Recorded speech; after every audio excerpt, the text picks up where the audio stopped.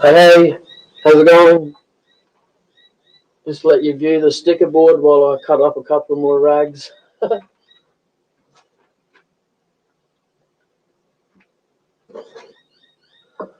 to do it this morning, so now I've got to do it. Just going to do a piece of peppercorn today. Just a small piece. Just going to make just a container, just like like I suppose you could maybe call it a vase, but not really. It's just going to be a container to put just pens and stuff in. Nothing too flash or particular today. I just wanted to try and practice, whatever it is. I did it yesterday. When you're doing an end grain, you got to put the tool towards the end and come back when you're cutting out the cut part. I don't exactly know what that part's called, but I would practice that a little bit more.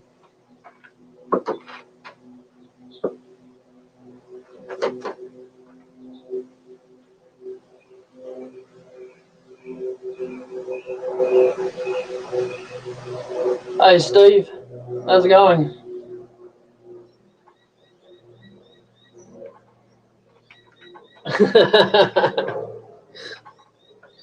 Yeah, happy left-handed day to you too. Is that if you're left-handed?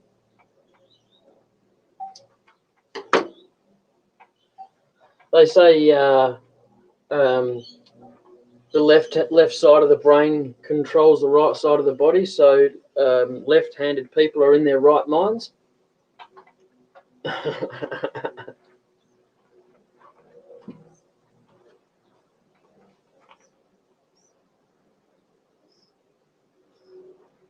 I don't know too many people would like that comment, but stiff shit.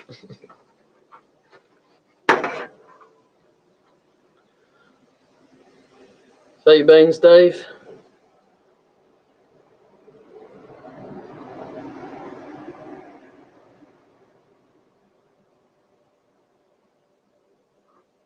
Yes, I am. Yes. Yeah.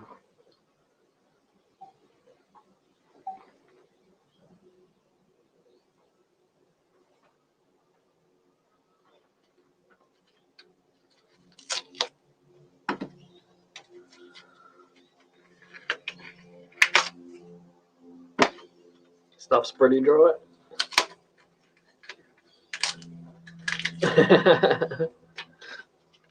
I seen it on a sticker once and me's never forget it.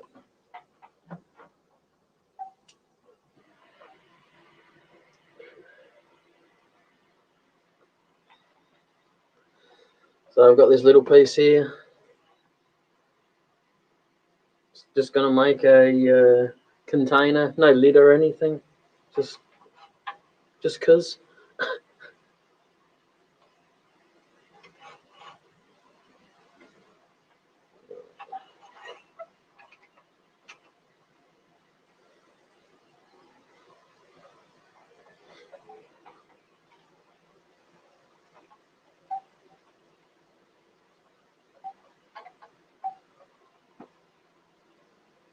I've tried finding you on Facebook, but there's so many people with the same name.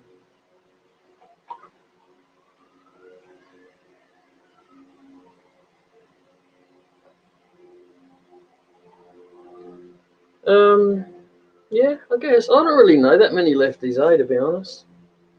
I like colours and being arty, I suppose, but I'll turn my camera around and see if I can show you what I used to do when I could hold a pencil without it shaking everywhere. Can't see that. I've got to rip it off. There's my colouring in.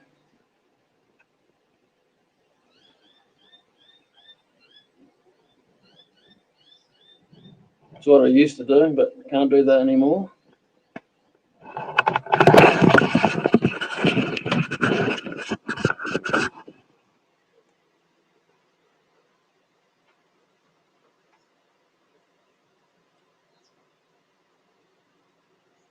Oh, okay, you don't Facebook. Yeah, fair enough. No, that's cool. I didn't really either, but it was the only way I could communicate with Robbo and stuff. So,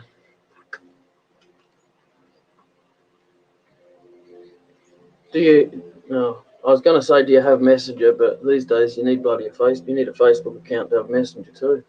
Freaking annoying. I was just gonna say I could send you a link, a StreamYard link, and you could come in here and you can actually talk instead of typing.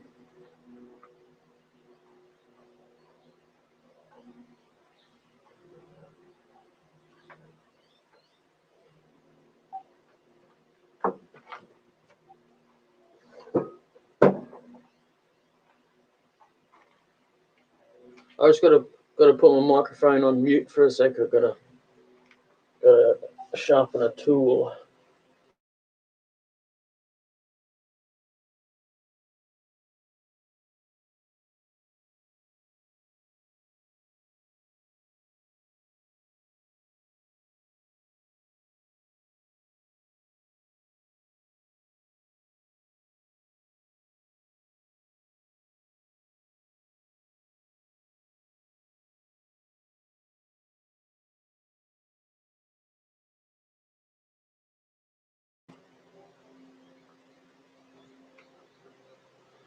Alrighty, Vegemite.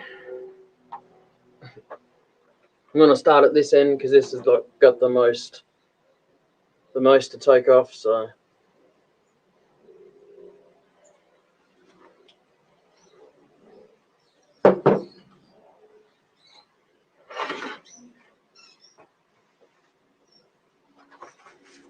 if you hear a slight fan or something, because I've got a little fan that blows directly onto my lathe motor, because I'm in a little bit of a confined spot.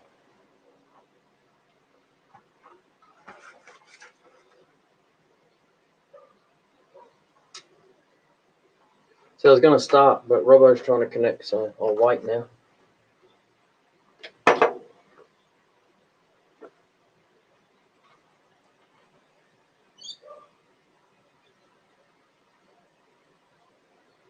You need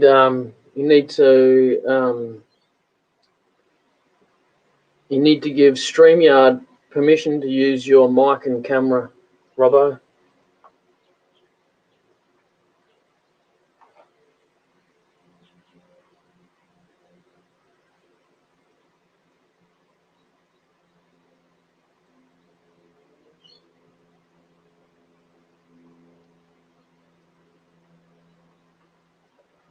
See, when I got this the other day, I was kind of hoping to get a sticker. I was going to put the sticker here, over there. I don't really care. I got heaps of those. Just put it across there so it could be on the camera, you know, but I didn't get a sticker, so. This program is brought to you by... No. No. Wow. No video today, Robbo.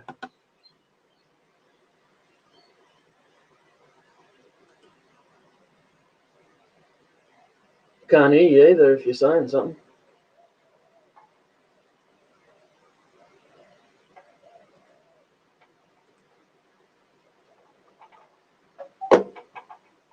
So I wouldn't mind, yeah, anyway, just get, I don't want to go down too small because it's a small enough piece as it is.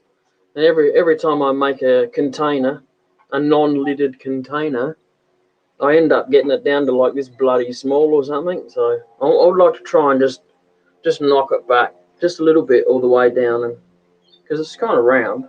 So you got to give nature credit.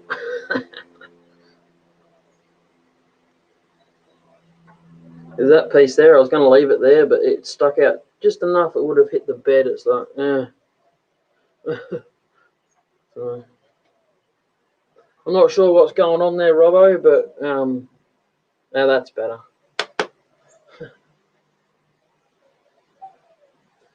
I'll just wait. I'll wait for him to come back. You say you were studying, Steve, last time you were here? Was that you?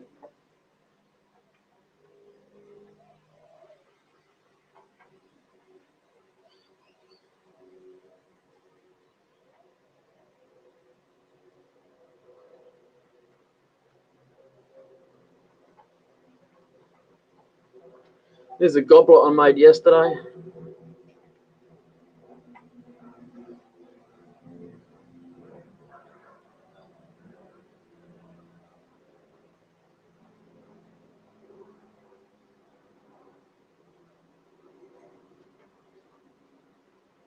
What's going on, Soxy? You want to go inside, mate? You want to go inside? I didn't think so. Must have been someone else. Okay. I got a goldfish memory, so.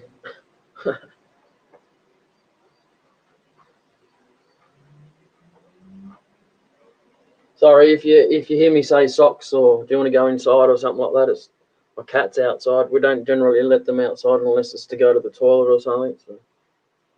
And this one's an avid mouse catcher, so he likes to sit in the backyard and just be patient and wait for them to come out, you know. Even if it is all day.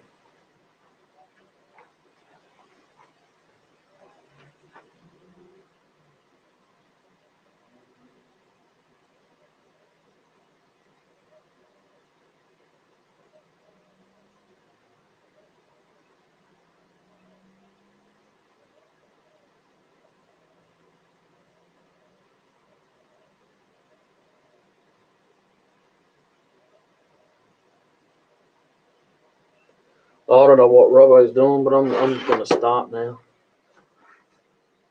12 minutes of non-activity. Come on now.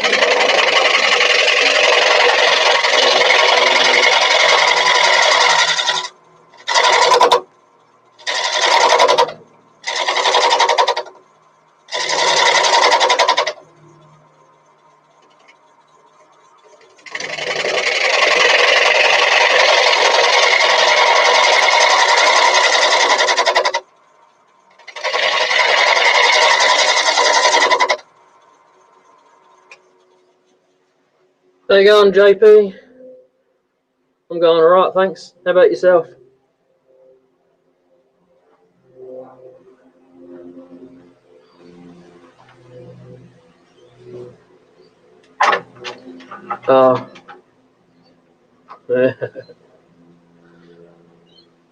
I'm getting the strange impression that the heat's really getting to you guys over there at the moment.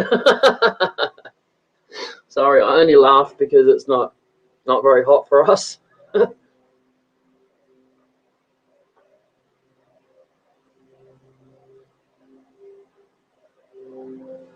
Oh, hang on. Hello. How you going? Yeah, all right. Yourself? Not too bad. Sorry about that. I was going to put it on the big computer, but it wouldn't accept the camera or the microphone. So Oh yeah. at No, the but moment, sometimes that comes down to the browser. yeah. Anyway, I'm Yeah. here now. Feeling better today? Sorry. Feeling better today? Still cleaning up.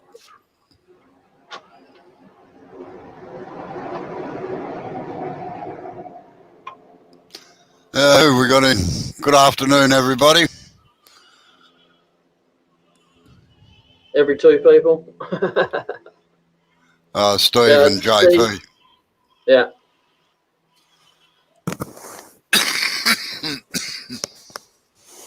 Yeah, as you can see, I'm in the office today, not out in the workshop.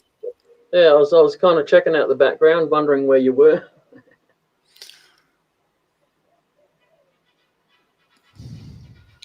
Yeah, your summer is nearly our winter. No. Yeah, you lot don't know what heat is. Oh shit. What are you making today, Jay? Anyway, I'm just gonna do a container, unlidded container. what, like a Um, vase? yeah, yeah, like a vase. I did say that right at the start, like a vase, but not a vase. I've done plenty of them before. No, you've only made little ones.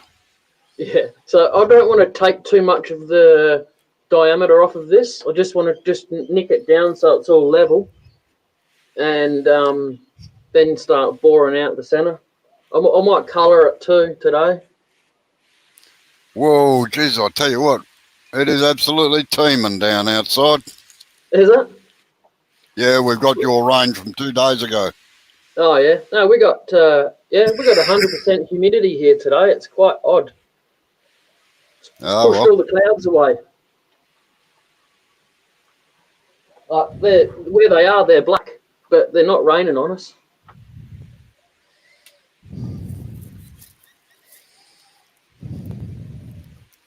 Oh yeah. Yeah, it's a bit of a problem, actually, JP. The COVID's definitely knocked a lot of things around.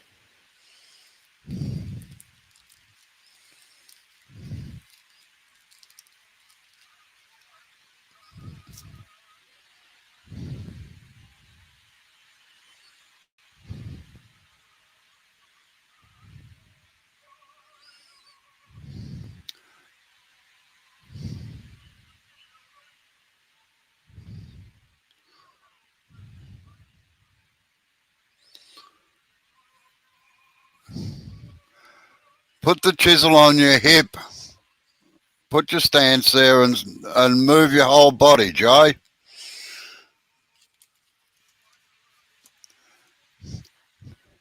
Put the chisel on your hip.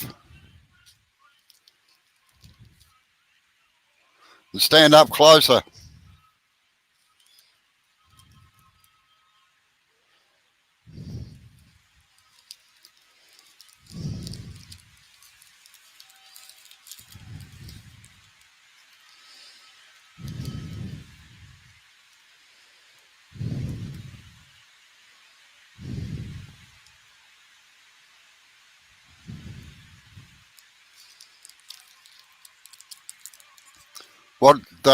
What part of Australia is she coming to, Jamie?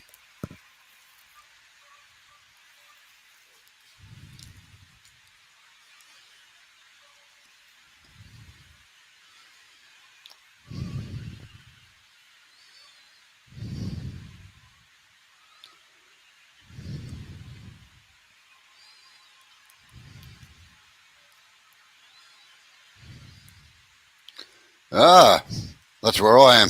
Oh, well, sort of. We're 60 kilometres, 35 miles out of Melbourne.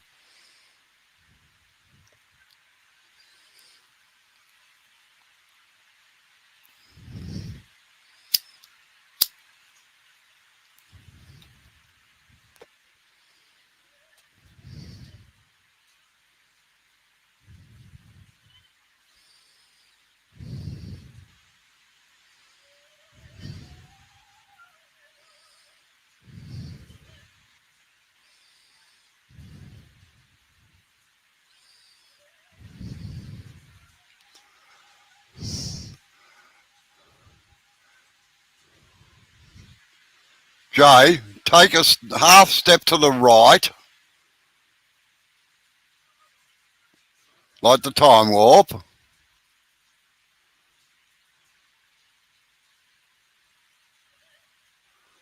No, you're too far. You're too far across. That looks so awkward.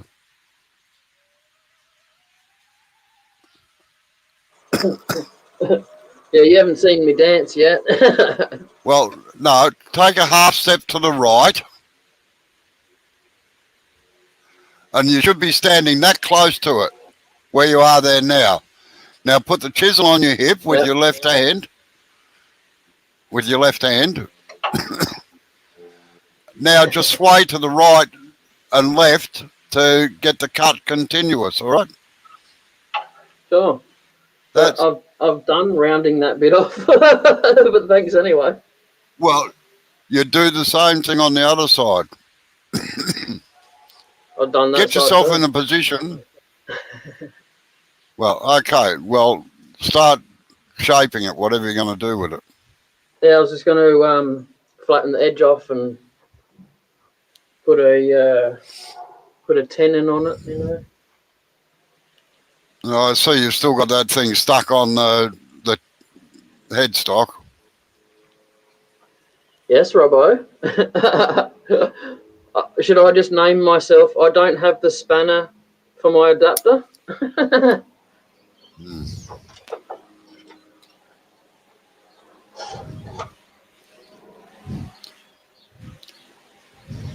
That's what I'm trying to get him to do, Jamie.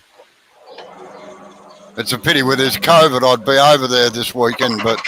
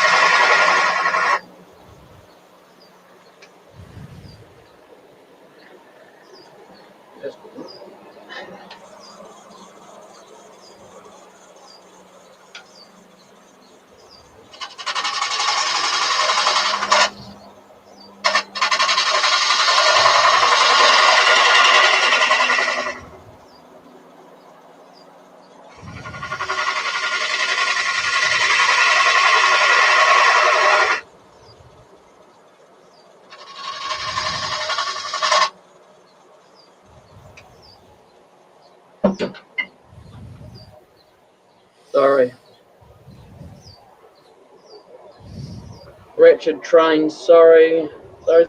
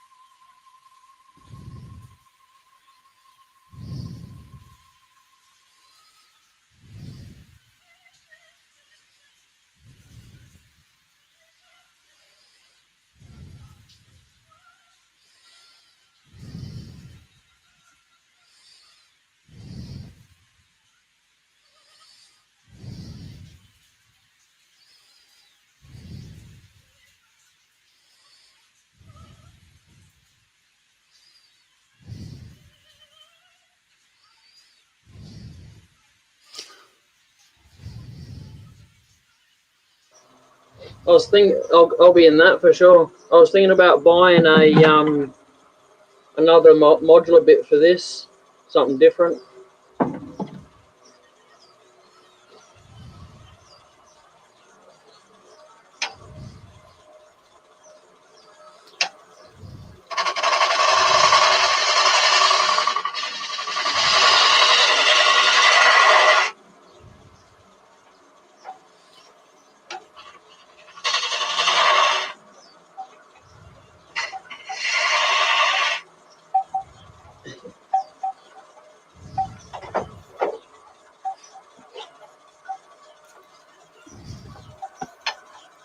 Oh, wrong one.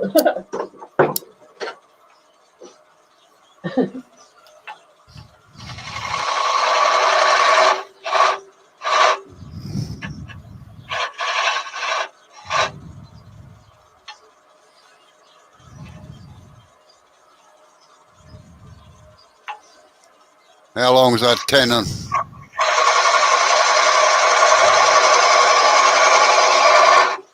Right there, it's perfect. It's two widths of my parting tool. Okay, rightio.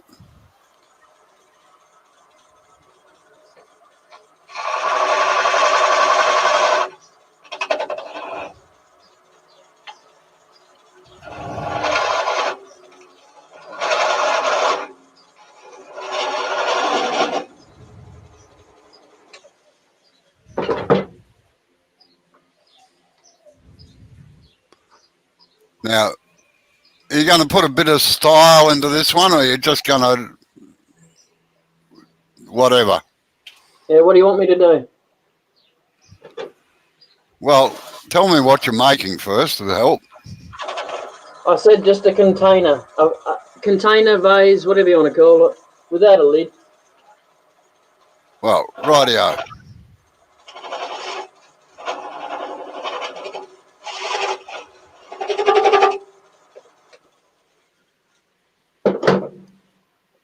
Alright. Right. Reduce the diameter down near the tailstock a bit. Bring it out from about halfway to where you are on the tenon and the actual size. Just take a bit out of there so as it tapers down from the top, right?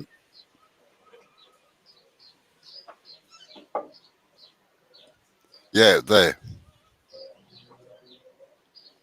Okay.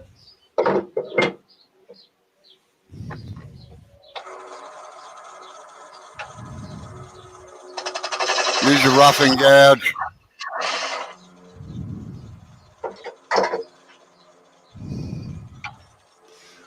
Put it on your hip and take a step to the right and keep your feet apart shoulder width. You did that deliberately, didn't you? No, a step to the right, I said. A step to Yeah. the right. Yeah, I'm there. Got to get rid of this. Good afternoon, Herb. How you going, Herb? You here for your daily? You come and have a look, have a laugh at me.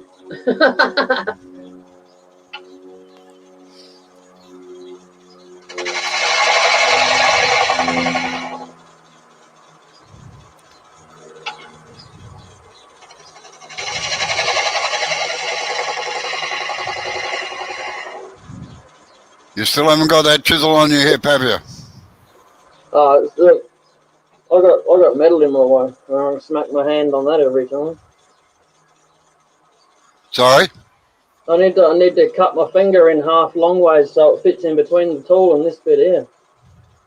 Yeah, well, that's why they have lousy tool rests. That's why I make mine. Yeah, no, I'm understanding that now. Put the chisel on your hip and take a step to the right. I've got a fat belly, man. It covers over my hip. Mate, I used to be bigger than you. Wow. No, you're still in the wrong position. Yeah. Take a step to the right. I did to the. Oh, There's right. Now your left foot's in about. No, you've gone too far now. Yeah, I know. Right. Now, put the chisel on your hip All right, go. and keep it nearly at right angles to the timber. Yep. He will, don't you worry, JP. Right, now, without touching the timber with the chisel, make sure that you can just rock from your waist down to get the full length of cut. Oh, you're learning Australian, are you, Jamie? Right. Now start your cut right at where you started the taper there, and take a cut all the way down by just moving your body across without moving the chisel around. It's not right.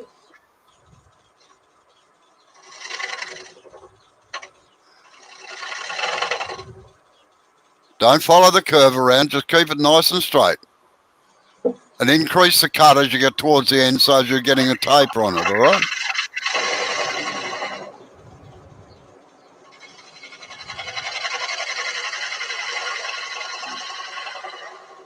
Right, that's far enough down.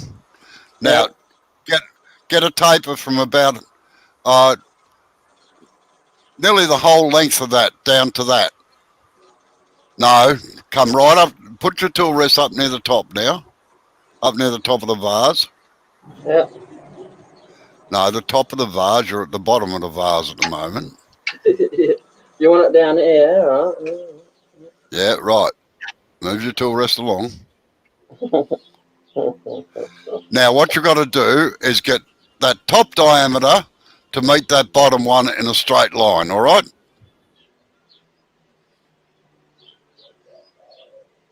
Okay. This one here. Yeah. No, the one, the smaller diameter, the one between the tenon and the taper.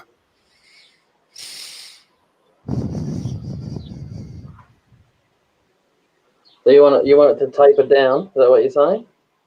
Yeah, taper from the larger diameter at the headstock down to the tails, to the diameter you've got on the bottom.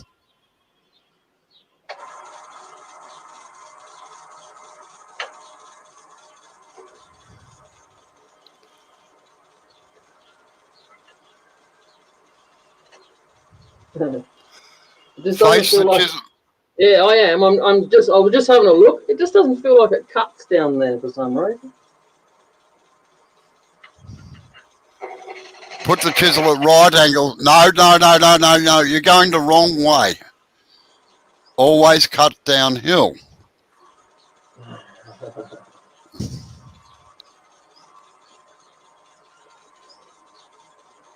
Yeah. What Steve said, yes.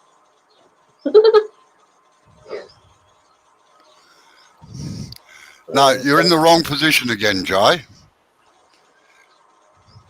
Right, stop. Right there. Yeah. Right. Now move in a bit closer to the lathe. Right. Now sit the chisel on your hip. Hello, Bobby. How are you? Right. Now sit the chisel down. Sit the chisel down on the rest so that it is at right angles to the timber a little bit. That's better. Right back a bit. Towards you a bit. Bring the chisel around, the handle towards you a bit. Yeah. Right. Now put it in and start taking a cut all the way down.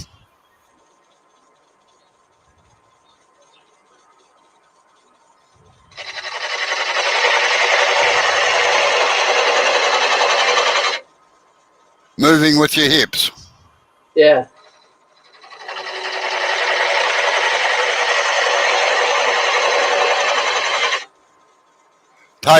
Just stop there. Now, see the lump near the bottom there? Yeah. Where your thumb was there.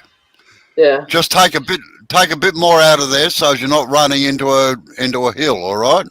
Yeah. What you're after is a straight line from where you started that first cut there near the top, right down to that base there.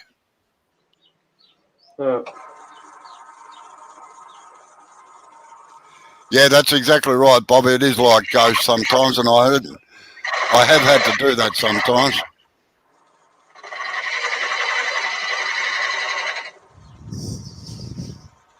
You're still getting yourself in the wrong.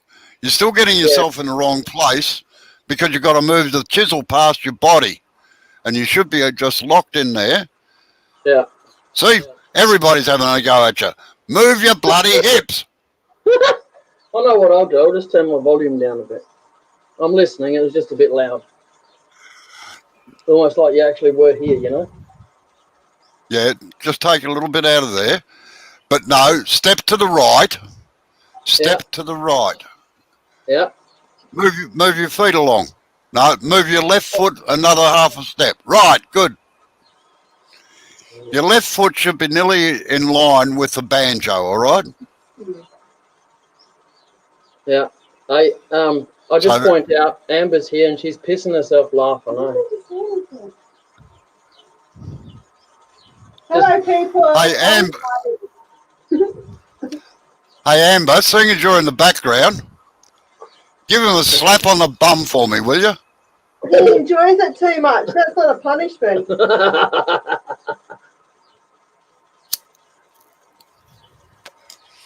Right. So get your Right. left foot in line with. Sorry, do we just have a 5-second Coffee break. Yeah. She Right. brought me out a coffee. Okay. Hello, Amber. How are you? How are you, my dear? I'm okay. Good. How are you? I'm on about my 5th Valium with this bloke. I've already taken 4. I need a lifetime of them. Lifetime supply, guaranteed. All right, well, he's done. I'm going back inside. All Bye, right. people. See ya. Bye. Hey, JP, you got to come every day, not just one day. If you want to laugh. Yeah, but you got to admit that you're getting better. Yeah, definitely. Yeah. Yes, I would say that. I'm not sure if you'd really say that, but. Oh, no, you are. You're definitely getting better, but. Right. So what you got to do is get your left foot in line with the banjo, right? Yeah, got Right. that. Now your feet should be about shoulder width apart. Yep. Put the chisel on the rest. Now sit it on your hip. It is. Right. Now with your right hand, it just sits over the top of it, or your finger underneath the thing just to guide it to down. All right. And then just take a slicing cut. Now what you got to do is get a straight cut all the way from where the chisel nearly sitting all the way down to that tape, the base of that taper there. So the way you do that is increase the pressure as you're going along, all right? All right. Oops. That's a bad habit. I moved.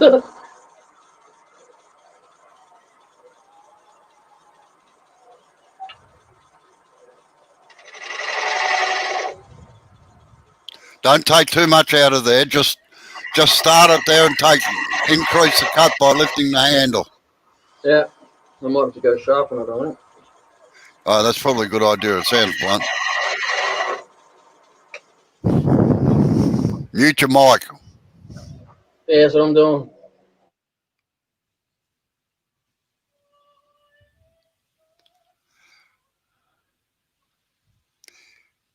Oh, he does one and just about every day, JP, with me abusing him.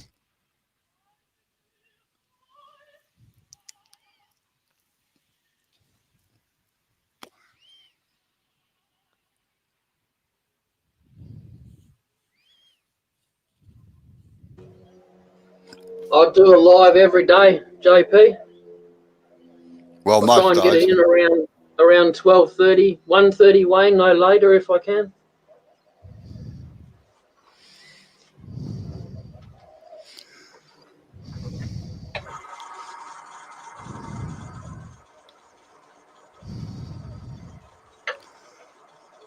Don't take any out of there. You're just reducing it down to a cylinder.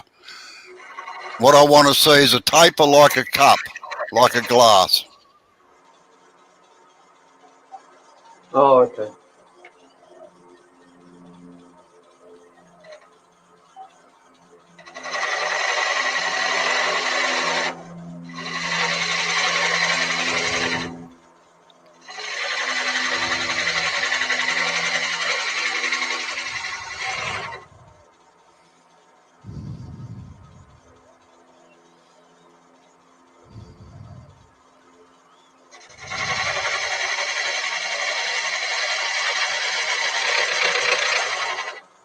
That's good, Rob right. live every Sunday. Sorry? JP said he was making a list or something like that. So Yeah, Robbo all does right. regular Sundays. Now, come up, and then get rid of that little ridge that you've got halfway along the piece of, that. So you come towards the headstock a little bit, and then take another cut down without decreasing the diameter of the bottom. Yeah.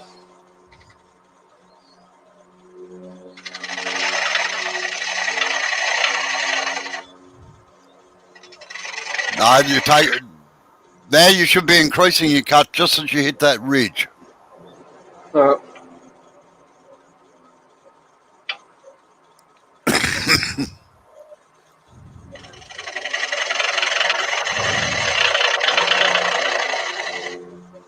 That's it. Good. Right. Now come up right towards the top and see where you've got the line. Yeah. Get rid of that big bump right in front there, but keep the line in a straight line. All right. Yep.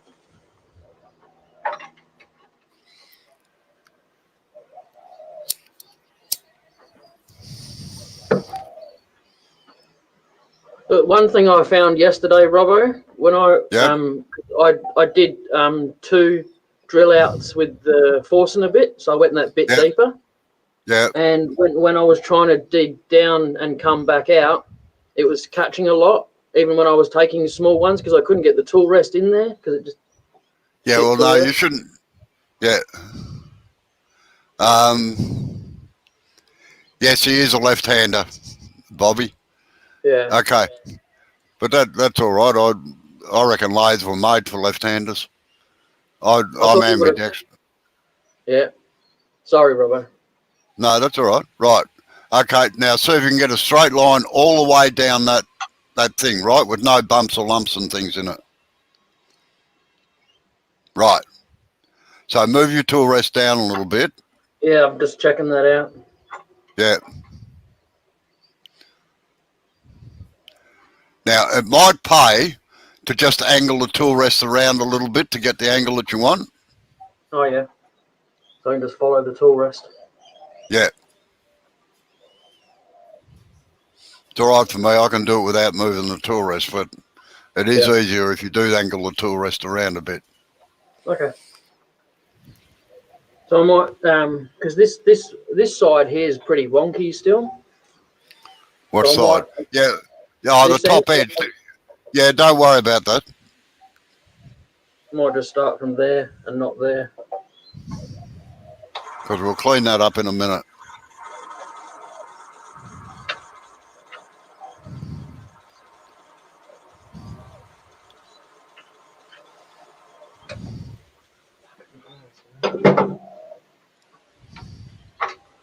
I just got to move this pole. It's in the way. Yep.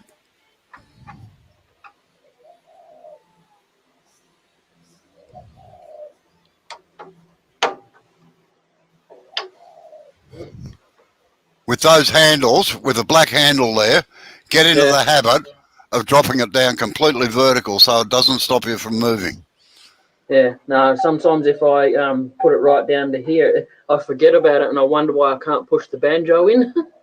Yeah, well, no, just turn it round. Otherwise, you're going to hit. You should be hitting it with the chisel, actually. Pull it out and turn it right round, 90 degrees. So it's out of the way. Right.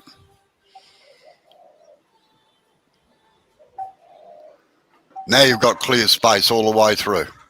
Yeah, that's what I was getting there. So just take a light cut all the way down. Bring your right foot in. Jeez, it sounds like I'm telling you how to do the hokey pokey. That's all right. Right. As long as they don't give you a bloody heart attack. Oh, no, you won't do that. Now, nice even cut all the way down it. Don't stop.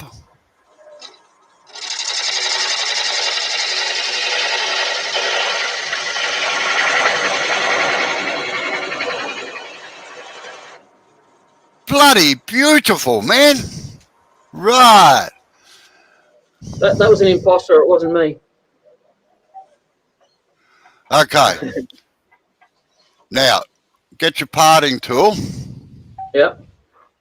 Or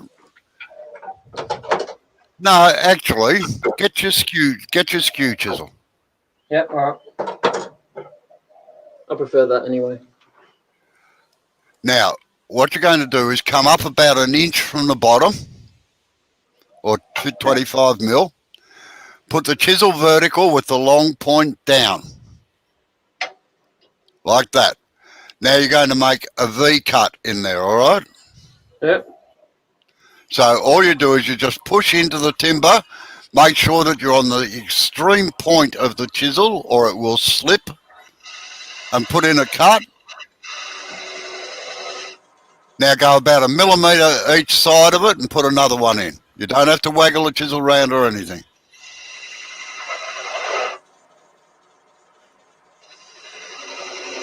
A little bit more than 1 millimetre, but No, that's all right, as long as you... Just imagine you're chopping through it, all right? So take it down to about... take it down about 7 or 8 millimetres, all right? The depth of the groove, I mean. Yep. G'day, Valerie. How are you? Hello, Valerie. Sorry, I didn't mean to yell.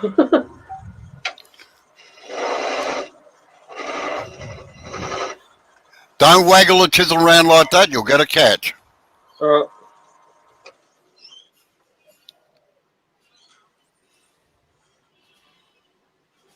Oh, well, that's good, Bobby. I'm glad it worked for you. Right. Now, Jay, get your spindle gouge. Yep. And turn that bottom bit there into a bead, all right? Oh no! All right, yes, everyone. Here comes the yelling again. I hate these things. Yes, Valerie, I am. Now you're gonna have to tell me. I always forget this, Robbo, because I hate it. All right, so. Rightio. Which way am I going? All right, switch the lathe off for a minute, and I'll walk you through the initial part. All right. Yep.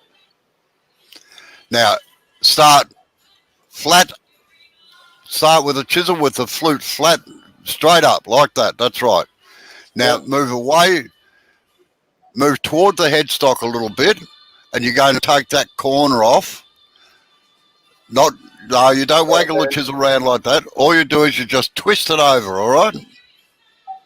Twist the hand. No, wrong way, other way. That's it.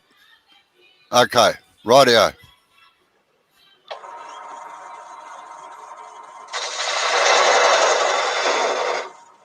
And move the hand. To do that side, you've got to move the handle towards the headstock, all right? To get the curve in it. Otherwise, you end up with a straight line.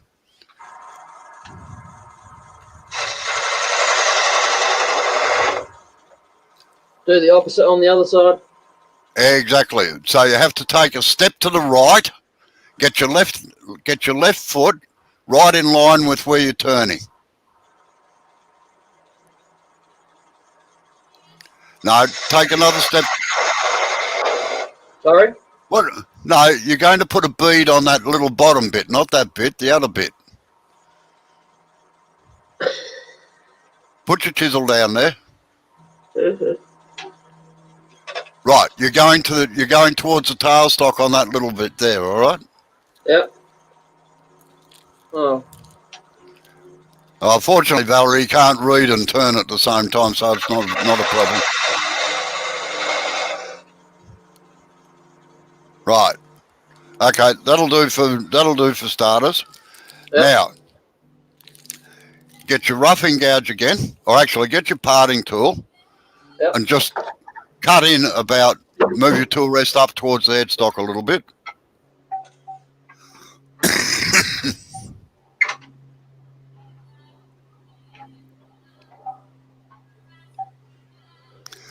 Now you're going to get your parting tool and you're going to part in on the top there to get a flat surface, all right? On here. Yeah, you only need to go in about half an inch. Alright. No, he's actually a left-handed, Valerie.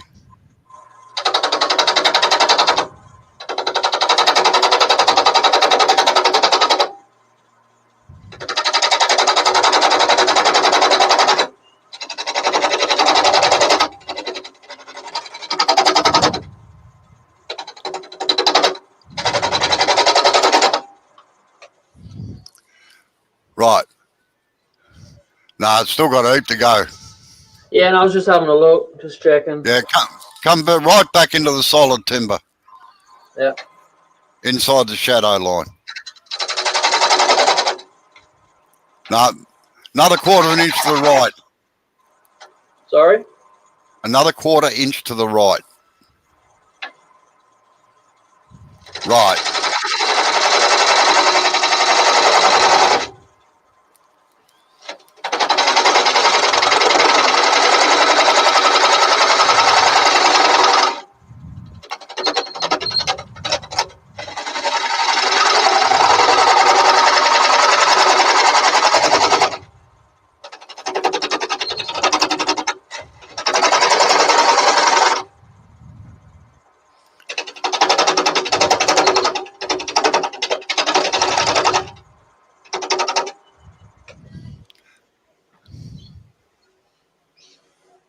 Better? But I'll do more, Okay. but is that better? No, that's fine. That's fine for the time being. Now you're going to make a cut. Now you're going to make a cut you've never made it in your life. Uh-oh. Move your tool rest down so that the post is just about in line with the end of the timber on the headstock end. Yeah, pretty much is. What are you talking about here? Like that? Yep.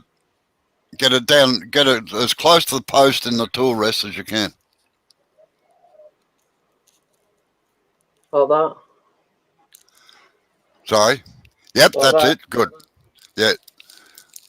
Now, the reason that you do that is that even on a short tool rest like that, Yep. you can get vibration in the tool rest and it'll upset the cut, all right? So you try to keep it over the post. Okay. So try to keep it over the post. Right, now. All right. JP's going. See you later, JP. Thanks for coming. All right. I'll catch you later on, JP. Thanks for your help.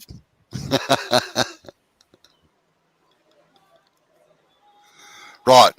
Now you're going to get your skew chisel. Yep. Sit it on the rest.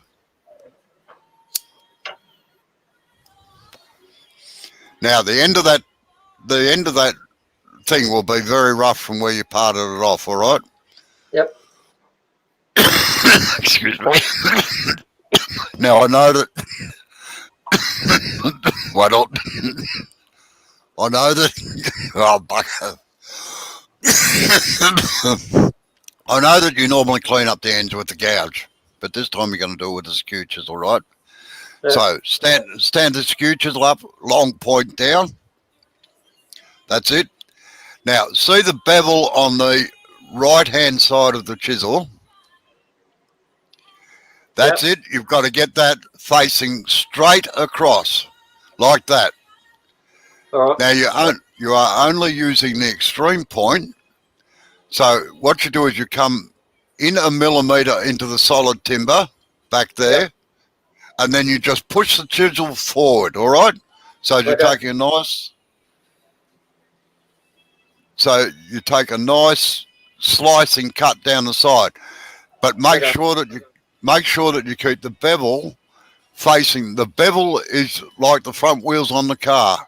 Yep. It will go where you face it. So in order to right. So all right, give that a try. As long as you keep the long point in, you'll be right.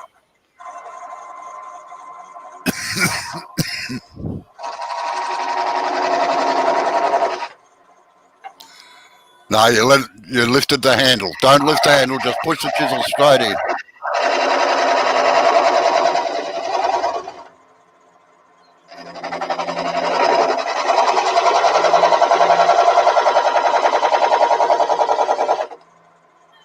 I think I might sharpen that. Sorry? I'm going to sharpen it. Okay, rightio.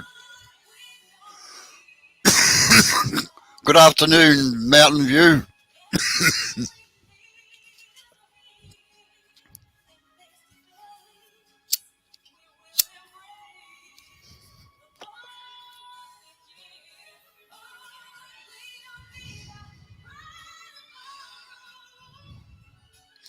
Yeah, he's getting there, Valerie.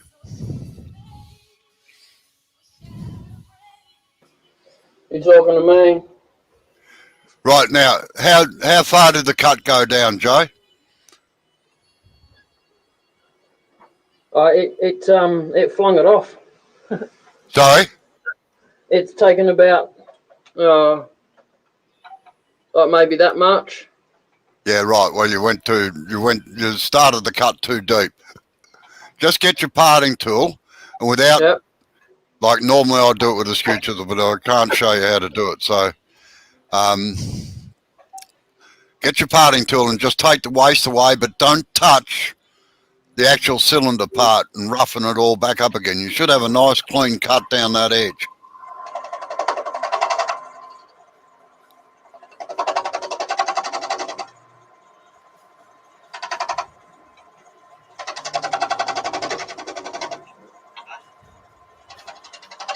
That sounds like it needs sharpening too.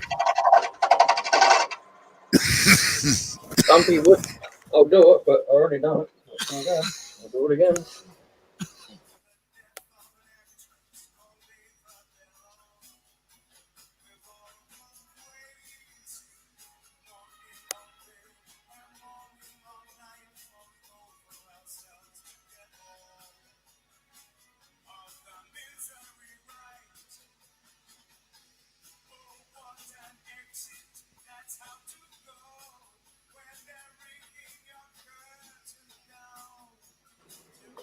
There you go, Mountain View.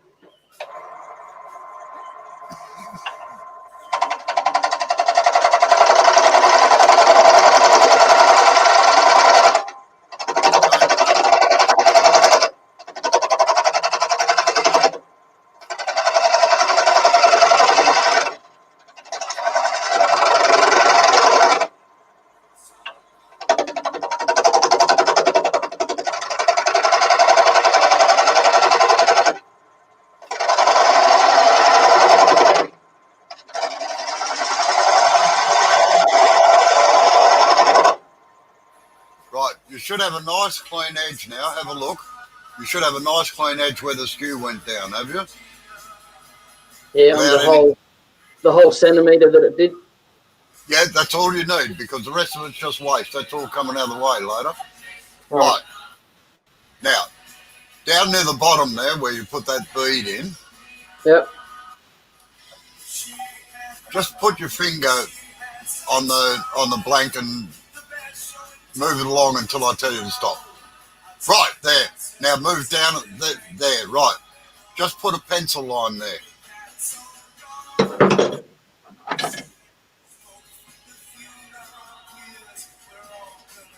Right, put a pencil line right round it.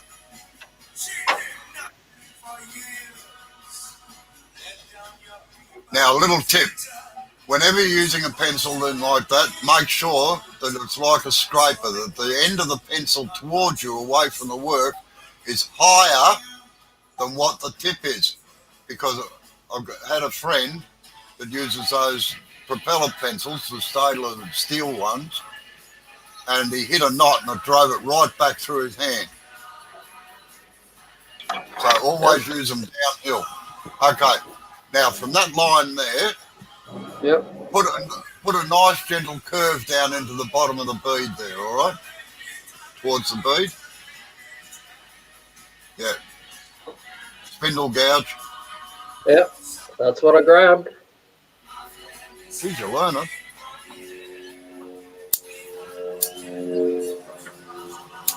What do you say? Taper it down? Nice round over. It's like a big bead, all right? Half a bead. All right. Sorry, swear jar.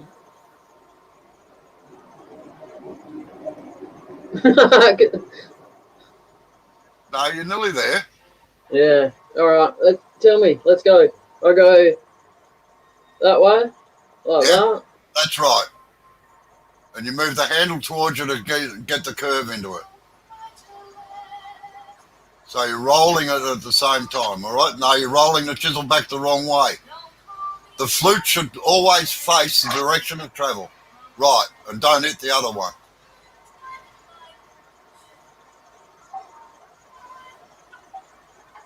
Remember, I said it's like Beethoven, 3 movements.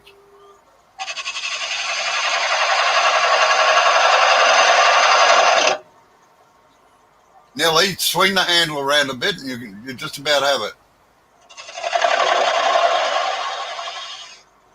No, you're moving the handle the wrong way. The handle should move towards you.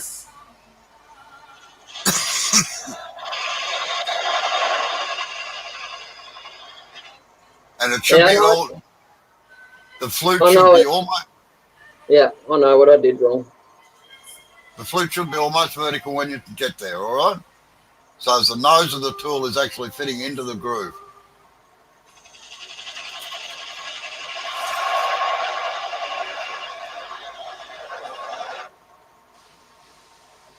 Bit better? Yeah, but you've got garbage in the bottom of the cut, so clean that out with the gouge. Come in from the other side and down the thing to clean that groove out. Clean it out with this. Yeah.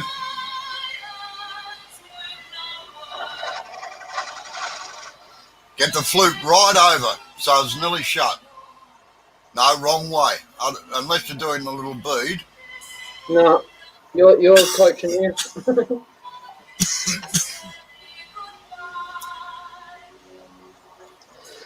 Oh God! All right.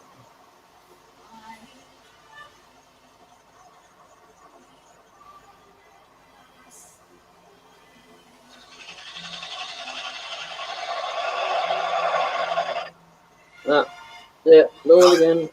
Yeah, I know. You've got to go right to the bottom.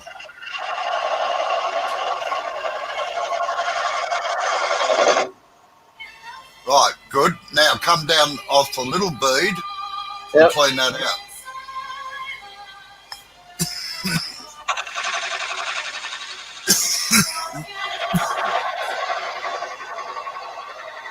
Watch out the wing doesn't hit the other one. Yep. No, I left just a little bit there because I didn't want to catch.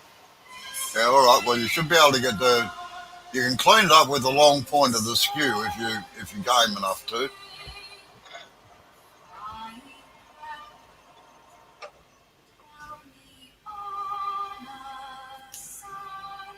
All right. Now, see if you can make a bigger taper without taking any off the top, and take take a bit out of the bottom. All right. So the bottom bead is slightly bigger than what the main part of the body is. All right.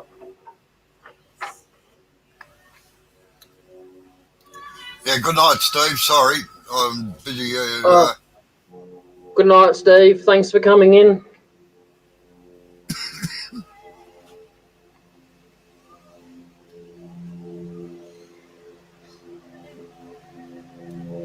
Now, do you know what I mean, Joe? Yeah, you want to make this bit here smaller than that bit there. That's it. Coming yeah. up, And a straight line, and a straight line all the way through. That's right. Yeah.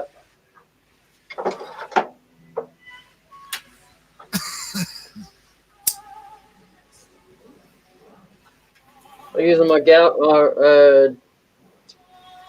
bowl gouge, yeah? No, bowl gouges are for bowls. Oh, come on now, it's round. Use real tools. Oh, you mean carbide? Oh, Sorry. you are really upsetting me, aren't you?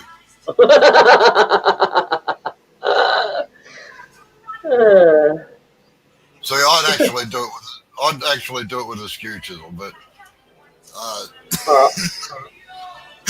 What about Sorry. no, you just spin the rubber gouge to get most of it out. What about a scraper? No. No. Oh, hang on.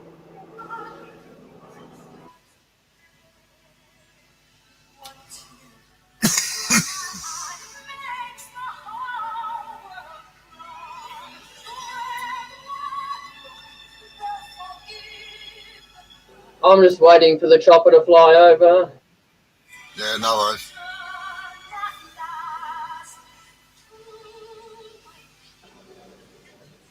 The oinkers have got their chopper out again. Come on, mate, cough it up.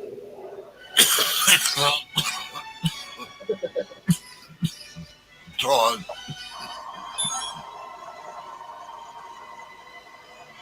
Oh, thanks very much. I didn't do that. That's you. Oh. That's all you. Yeah, I know what's happened. The battery's gone flat in my camera. Just hold on a minute. Oh, that's I'll fine. be back. Yeah, I'll be back in a minute. I'll be here. Yeah, just get that taper in, but don't take any off the top, all right? Yep.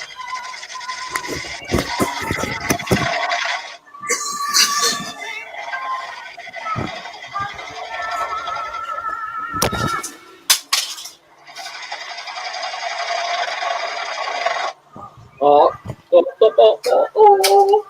I'm fucking it up.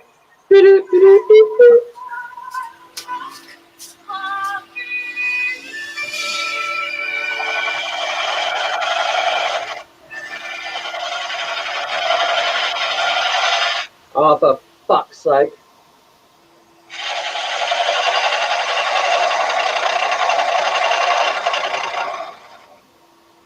Fucking dickhead. Sorry. Oh, I'm not sorry. So, if you didn't like the swearing...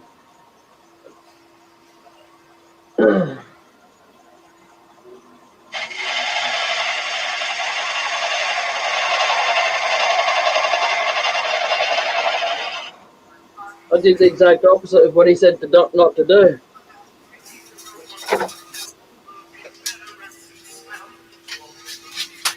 Oh.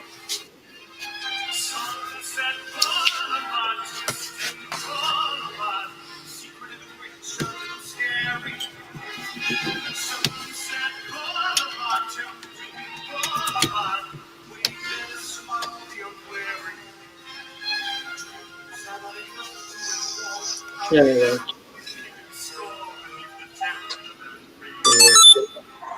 Oh, who was that? Did the aliens just land?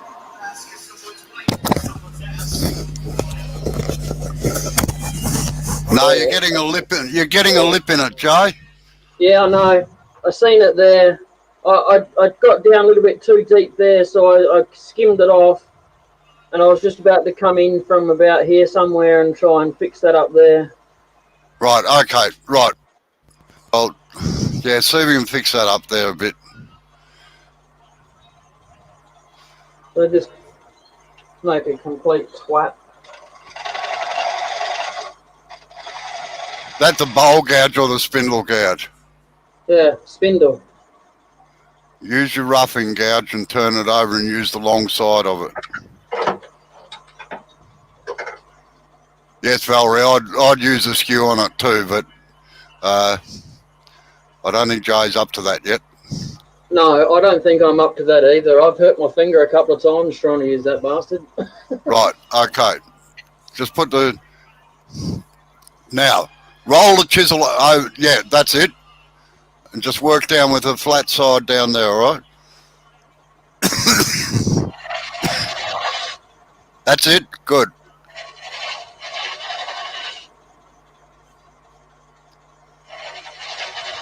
That's looking better.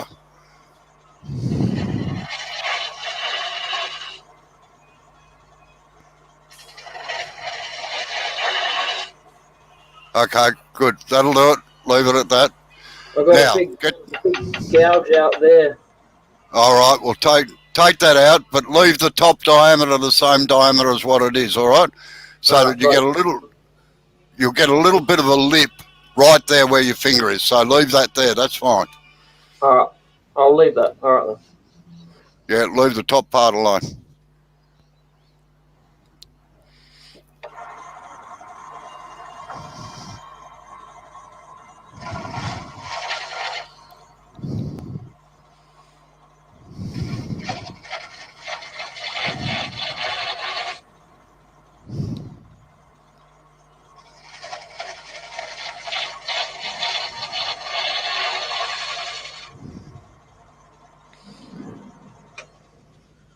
You got it out? Yeah. Okay, good. Right. Now, start sanding it up.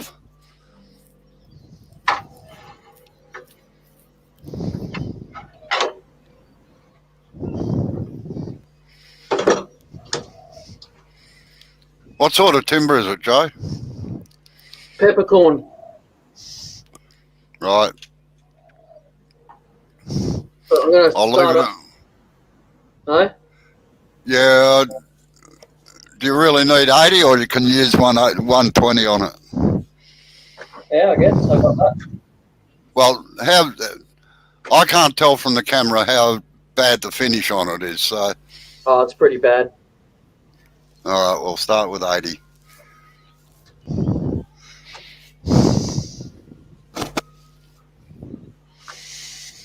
I'll be rude and insult you here. I start at 240 on something like that. Oh, you're not being rude. Your tooling's a lot better. That's why.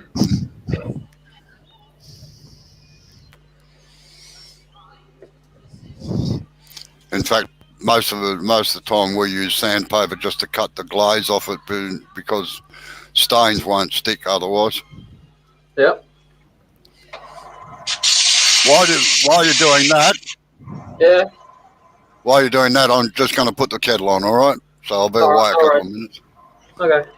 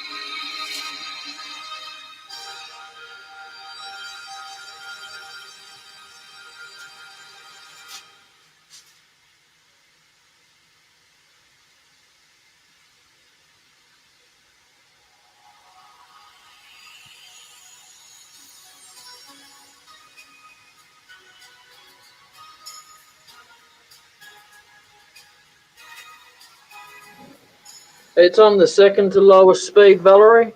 I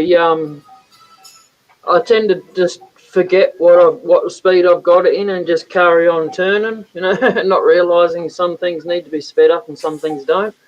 So, like yesterday, I made a gobbler out of desert ash, and yeah, came out really good except for one thing. The maker got a bit carried away. See, the pith was just off to the side, so I was kind of lucky there.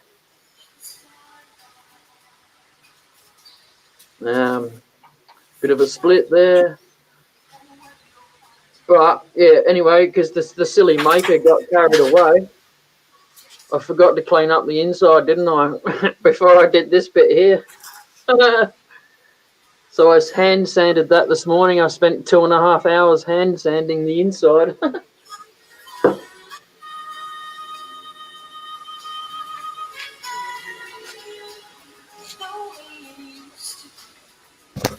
Well, here comes Disco Bob again.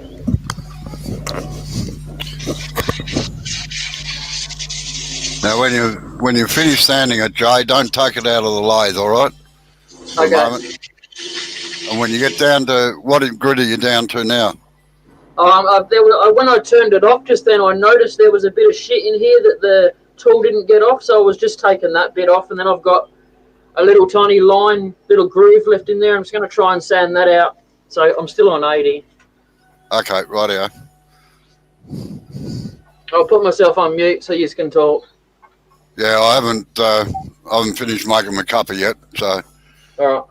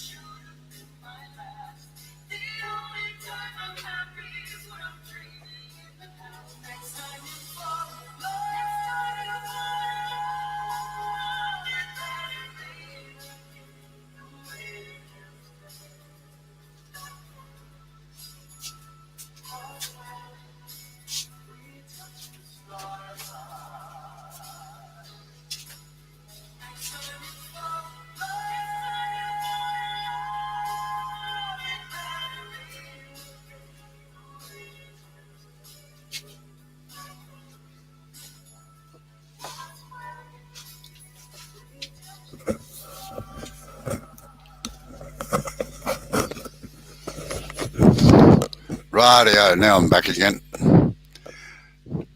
Just to answer your question there, Valerie, about slowing down. On something this big, you really don't have to slow it down much. No, it doesn't. You don't have to slow it down much to sand it because you're not, well, you shouldn't be generating as much heat. But when he starts hollowing out the inside, yes, then you have to slow it down a little bit or if you're doing a bowl with thin edges, it pays to slow it down because the heat can crack the timber sometimes. I must admit, I don't spend as much time sanding as most people do.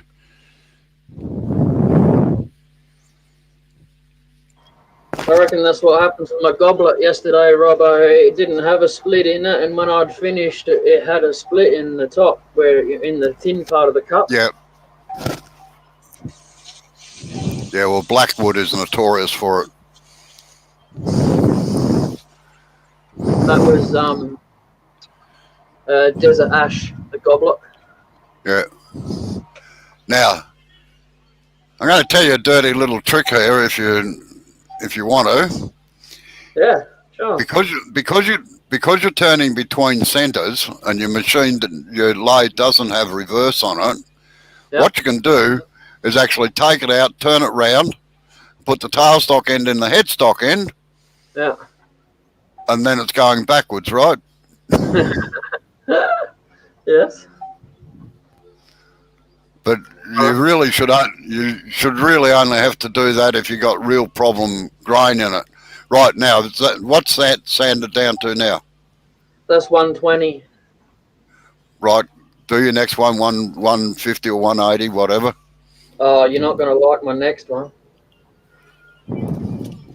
Why? 240. Eh? 240. Next one. And then because of the Yorkshire grit only needs to go up to 240.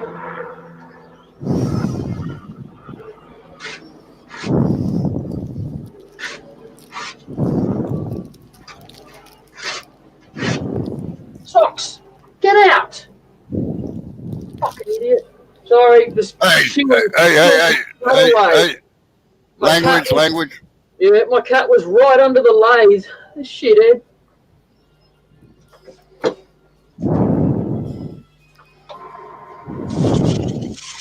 My dog used to live under the lathe.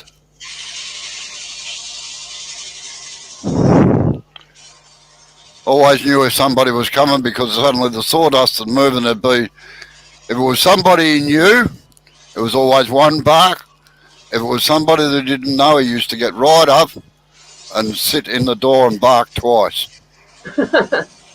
You had your own code. Oh, yeah. We've got a code with our dog. He hates everyone but Amber and I. Oh, he's all right with me, I think. No, I wouldn't go there. Everyone says, oh, he'll be all right with me. Mm-hmm. Yeah. No, I think he was all right. Hey? Well, he didn't bite me. Well, remember, I warned him that if he bit me, I bite back.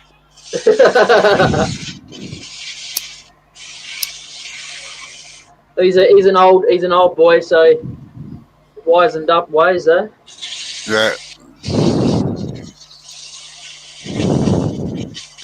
Yeah, that's dead right, Valerie. If you've got a smooth cut, scrape, that's a dirty word on spindle work. Except some timbers. You can, as I said, I start at 240 or 320, but most of our commercial work goes out at 180 because the polishers look after it after that. No, now, wait on, don't get ahead of yourself. I just put it there. Right, now bring your tool rest around and get your skew tool. Uh-oh. No, you enjoy this part. Right, put it right up near the top.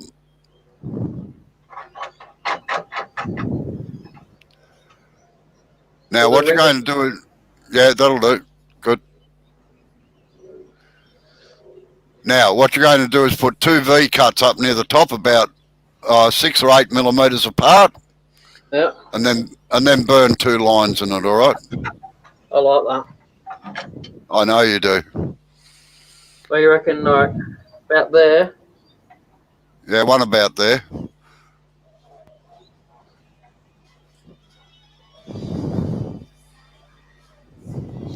I can't see the pencil lines for you. No, me either. The bastard isn't working. Well, I very rarely mark it out with pencil. I'll just get the chisel and do it. I just thought it'd be safe for me, you know. Just. Now remember, use the long point. Yes.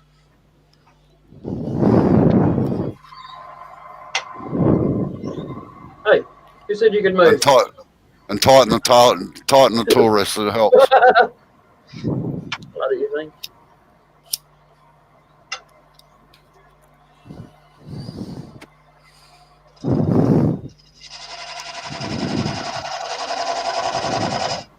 That'll do.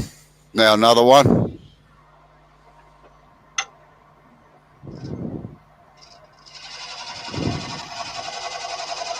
Oh, that's a bit too close. Doesn't matter. All right, put your 2 lines in. I think they'll blend together. Well,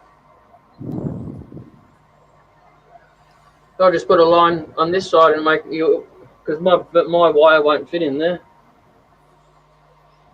Well, just widen the V out a little bit.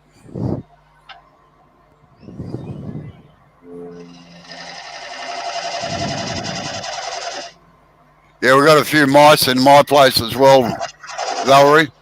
And we've got a bushy-tailed possum that lives in the roof. I don't think I've got any mice. I try and keep my floor reasonably clean so I don't have any. Well, in a workshop this size, it's not uncommon, but we've got baits and everything down, and we only see them for a little while.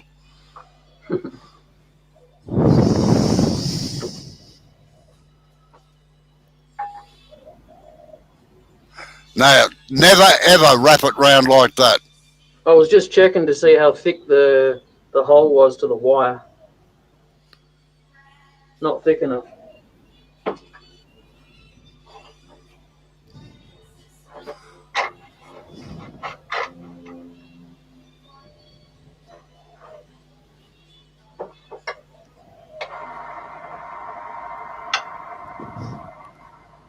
Whereabouts are you from, Valerie?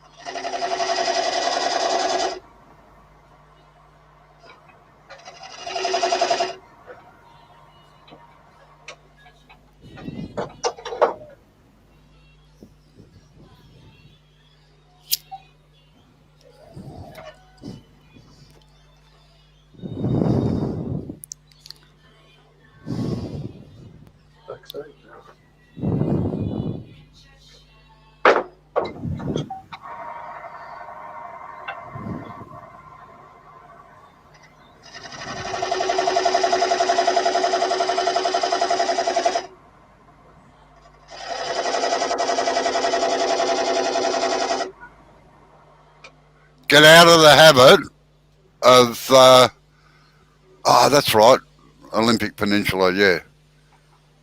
Get out of the habit of waggling that skew chisel around.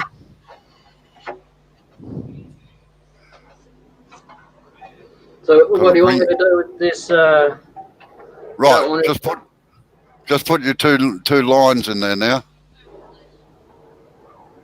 Now, don't drop the back hand like the one behind it. Yeah. You keep the pressure on that and pull down with the front one. All right. Yep.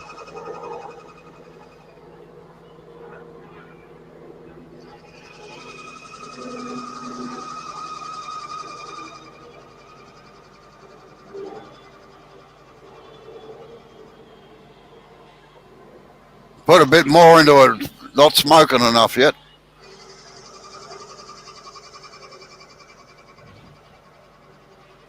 Right, now do the other one.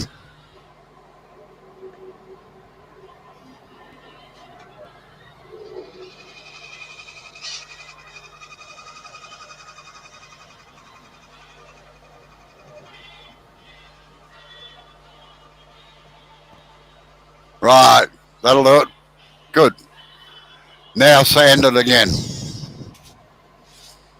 Just to get rid of any little charring marks around it.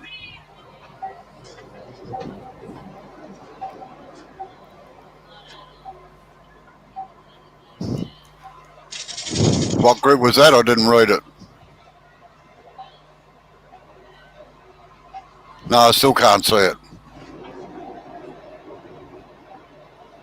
Yeah, 240, all right.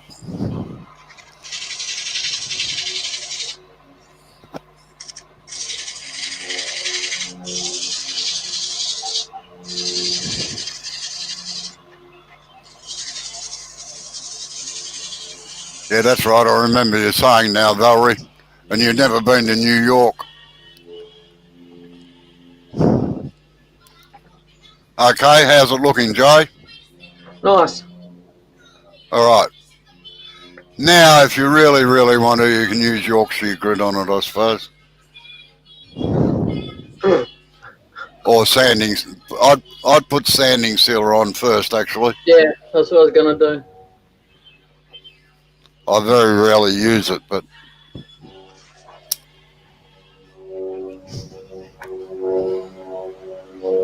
So what tea are we drinking today?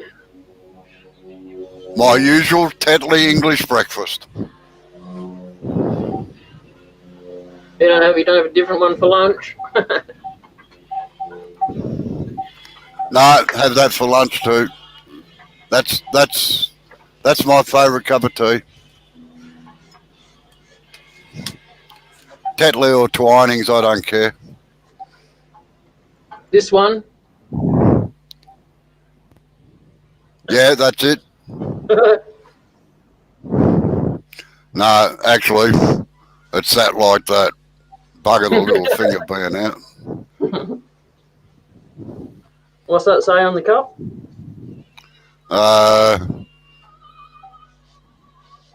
Long Island Point Truck Loading Facility celebrating 20 years of safe operation. 1990 to 2010. Why? What happened after 2010? Wasn't things done safe? No. Still operated without an incident. Now, Alaska, that's interesting. I watched a show a little while ago about blokes building houses up in Alaska, and God, that looks like hard work, I reckon.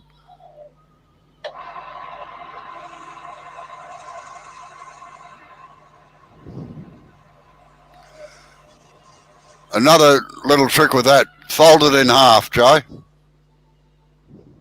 The The pad. Yeah. Have you put sanding sealer on that, have you? Yeah. I put it on there really thin. Yeah, all right. Why doesn't it look like I did it?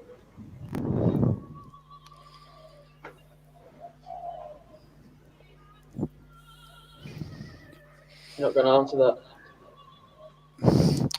Geez, you couldn't get any further apart than Alaska and Hawaii. Temperature different. It's like moving from Tasmania to far north Queensland. How fast? Yeah, well, these blokes are all off the grid in most cases, like 150 miles out of Anchorage and that sort of thing.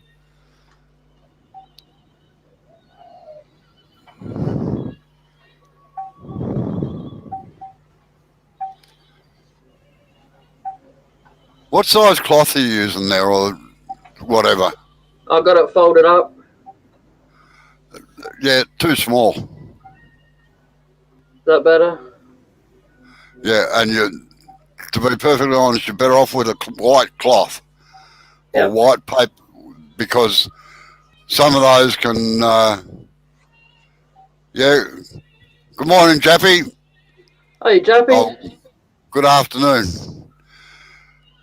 Because what can happen is the thinners and things in the wax can pull the dye out of the cloth. Yeah, I have already seen that. Yeah, right. Yeah, I just don't have any others done at the moment, and I'm not taking another t-shirt.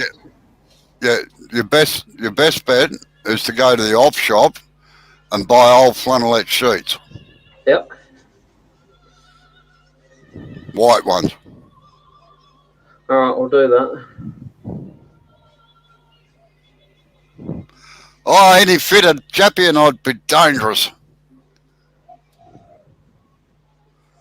What's going on? Oh, Jappy just asking how we were. Oh, you come at a good time, Jappy. No, you should have come about half an hour or 45 minutes ago. Then you would have been either yelling at me or laughing at me.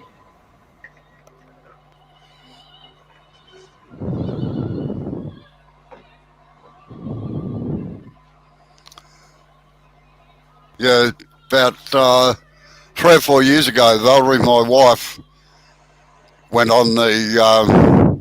She spent a month in America from Seattle, went right through Alaska and Juneau and everything. I got some great pictures of Juneau, of the thing, and they actually saw the Northern Lights, and the tour guide and everybody in the town reckoned it was the best Northern Lights display they'd seen for about 15 years. So she was very lucky.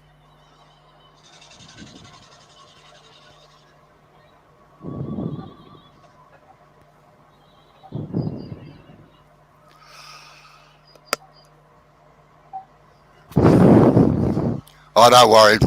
I'll probably yell at him again in a minute when he turns it around and start hollowing it out. Yeah. Give it a chance, Chappie. Bloody hell.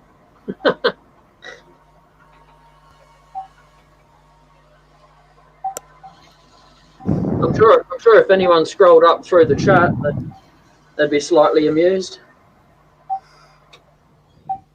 And then they did the Rocky Mountain open glass top train as well.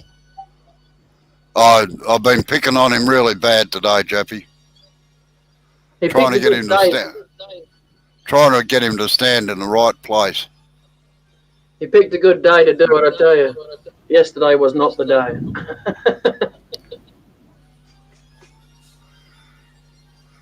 Red Dog Saloon, knowing the people she was with, yes, she probably did.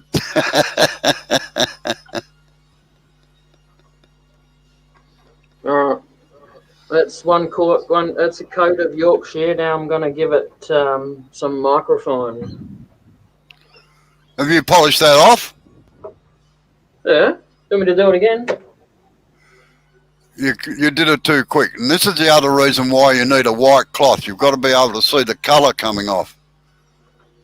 Yeah, he's okay.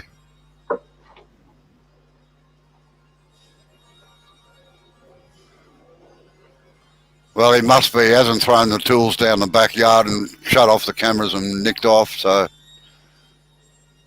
Oh, yeah, much better today, thank you. I was in a bad mood before I even got out of bed yesterday, so...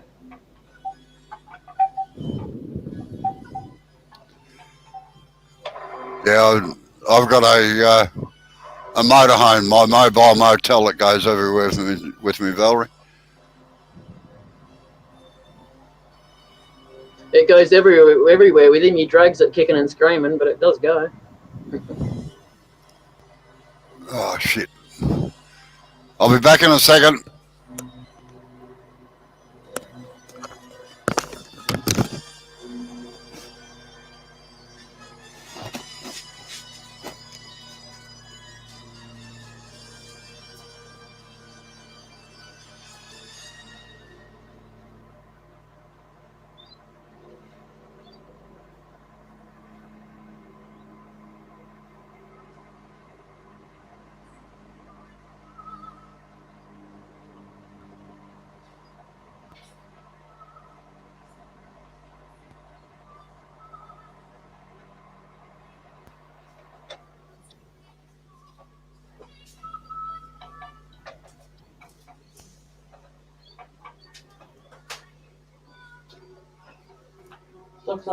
Socks. Inside? Sorry, I was talking to my cat.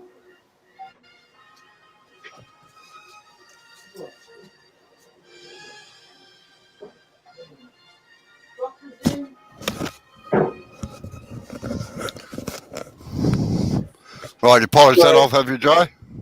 Yeah, I found a less blacker cloth. Yeah, I did that.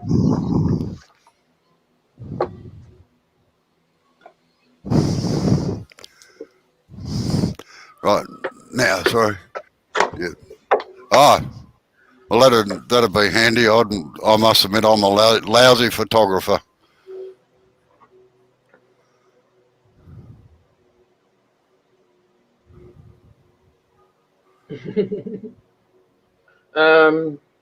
Well, I think Robbo's fixing for me to make a vase, but whatever comes out, Tappy.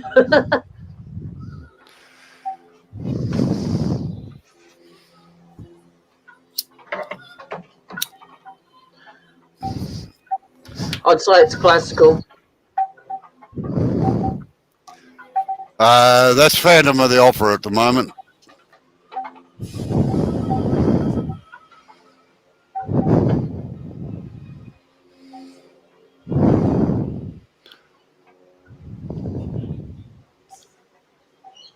Geez, how much are you putting on?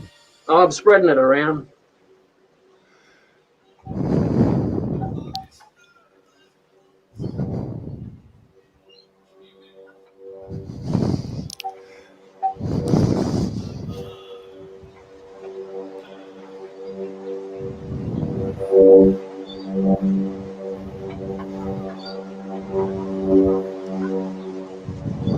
Yeah, I'm too lazy to switch the iPod off today. I'm actually in the office. I'm not out in the workshop today. Too bloody cold if it's raining. Oh, you've just sworn at me, Jeppy. I like country rock like John Denver and those sort of things, but man, I hate the country music where the dog's died, the ute's broken down, his missus is nicked off with a next door neighbour. You know, sounds too much like real life. That's how they're making money.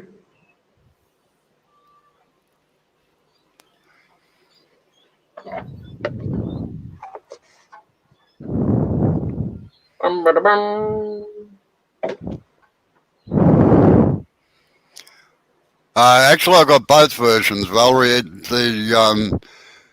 The original London stage play and the soundtrack from the film. That's the first time I've heard a Victorian say film instead of film.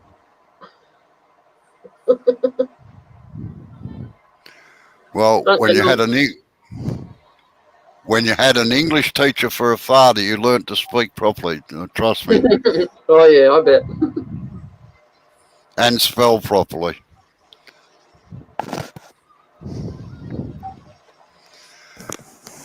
Always remember to move microphone before trying to have a cup of tea. Yeah, they don't go well with liquids. Yes, he's definitely. I used to be involved in a lot of stage work at one time, Valerie, and I love musicals. So, yeah, Andrew Lloyd Webber does a good job on most of his things.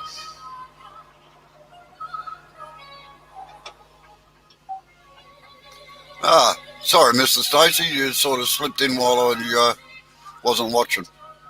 How you going, Stacey? Oh, I just got to clean the crap out of there now.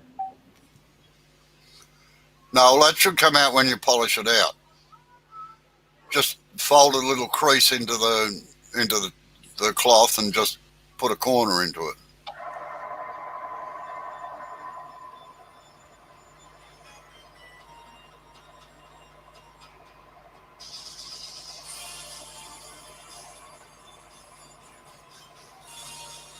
God, I'm smart, aren't I? Yeah. Smarter than the average bear. You know what that's from? Sorry? Do you know what that's from? What? That was, hey, Bubble. Smarter than the average bear. That's right. Hey, boo-boo. That's it.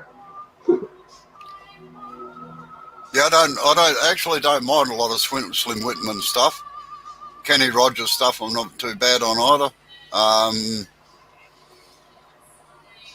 John Denver, as I said, I like a lot of John Denver's songs. Easy listening type music.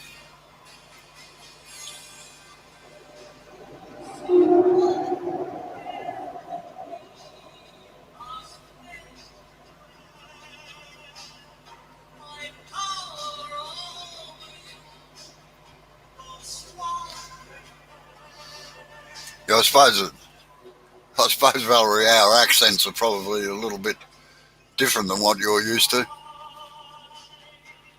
Right, you finished that now, Joe? Yeah. Oh, that's not bad. An hour and 3/4 to do that. Jeez, I don't know. Okay, right. Put it in the chuck now.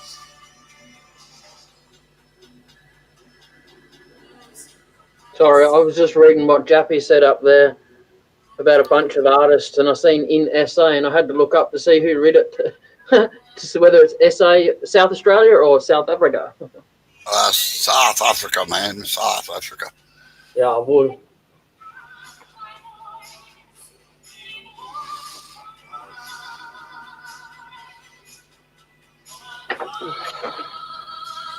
Just a little tip, Jay.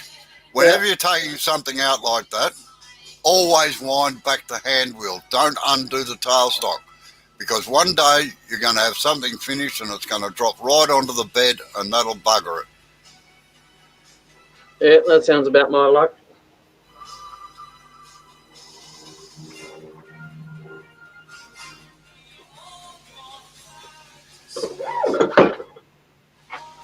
I'm just going to mute it. No, you forgot the U in one of the colours, Valerie.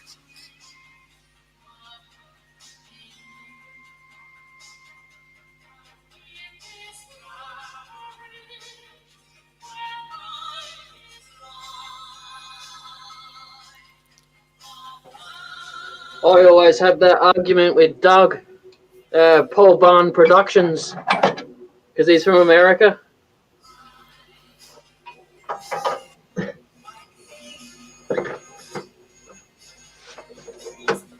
Microphone was turned on then, wasn't it? Yeah, well, not being a rude, American spell checkers can't spell.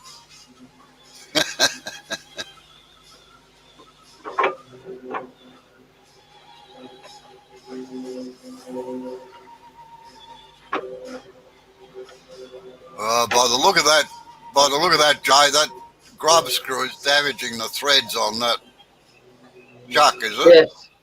Yeah, because it wasn't tightening it properly. You know how to tighten it now, don't you? Yeah, with my hands.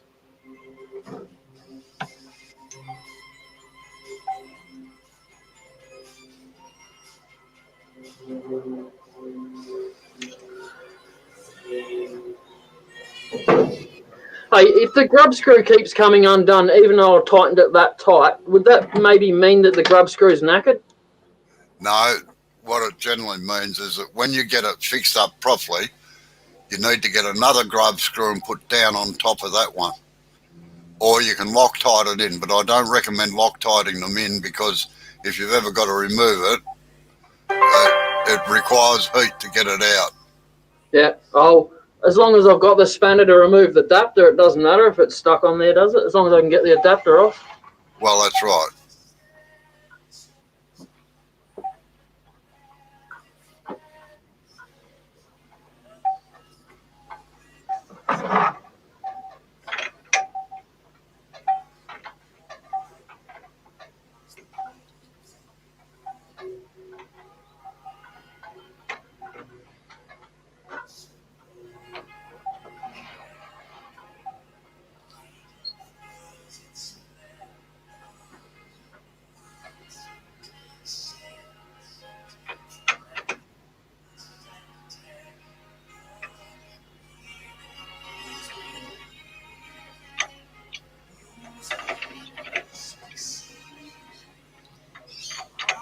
Funny, we had that conversation the other night, Valerie, that about cookies and crackers.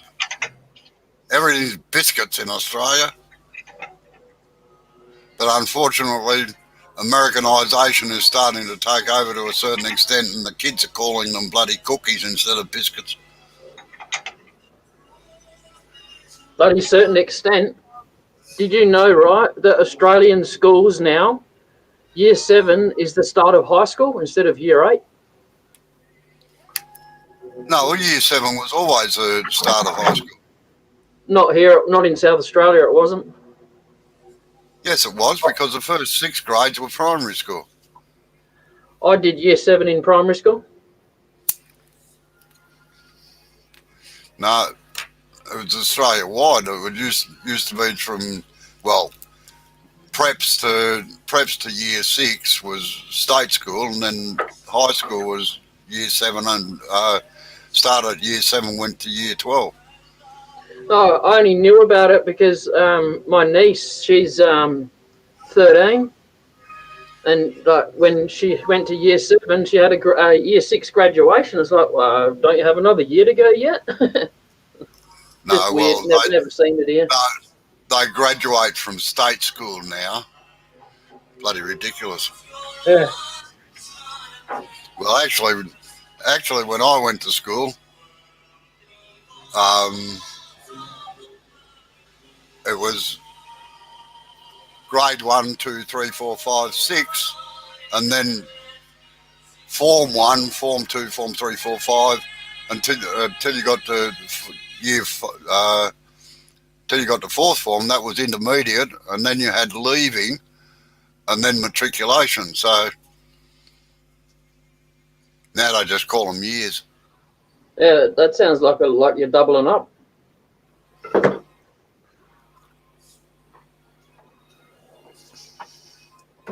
Okay, how true is that spinning?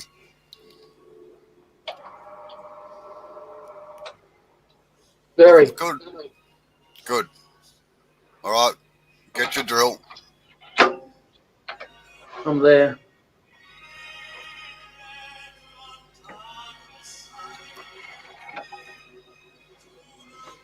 No, in Australia, biscuits you dunk. When you like me and got no teeth, you got to dunk all of them. Biscuits in gravy? Huh? Yeah, no. Sounds weird. Yeah.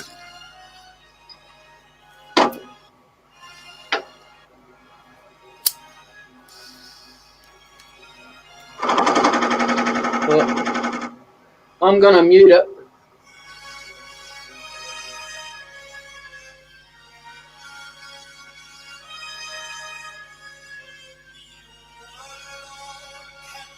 Just take it easy because the side's uneven, so.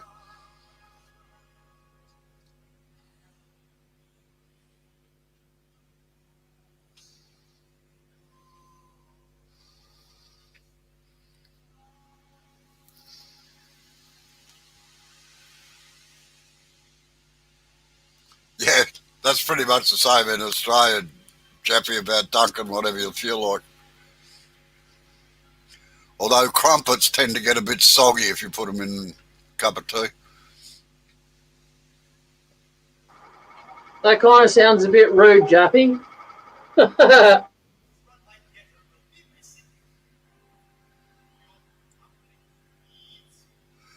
No, gravy is generally reserved for roast meat in Australia.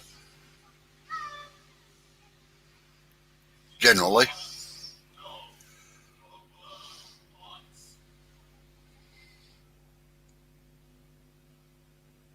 Although sausages and gravy and onion sauces and onion gravy is pretty good.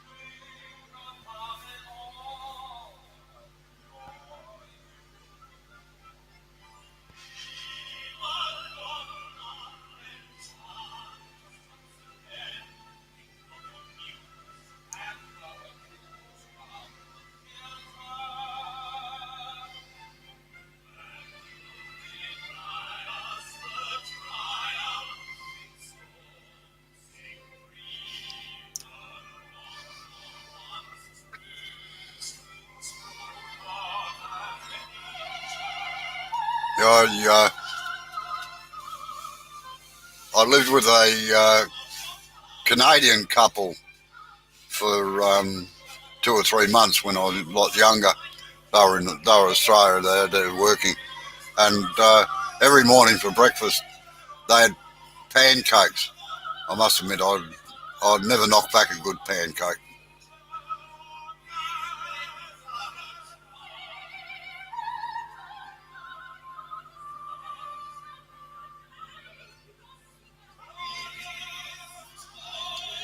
Yeah, well, pancakes out here are about half an inch thick or thicker, and crepes are very thin ones. It's virtually just about a tablespoonful of batter into the frying pan. And then we have what's called pikelets, which are slightly smaller than what a normal sized pancake is. They're about 3 or 4 inches across, 75 or 100 millimetres, and about probably 8 millimetres thick.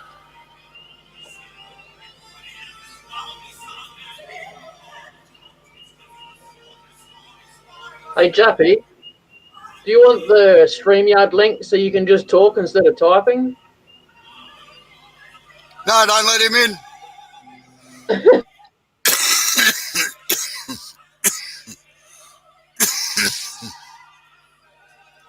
Yeah, crepes are very thin, and they're generally strawberries and other things go wrapped around them.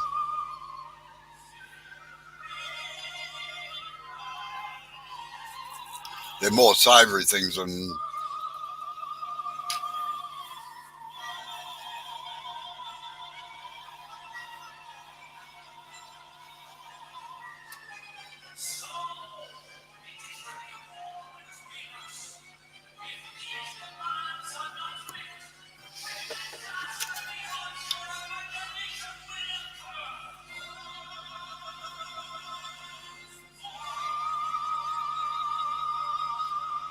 Hey, Jay.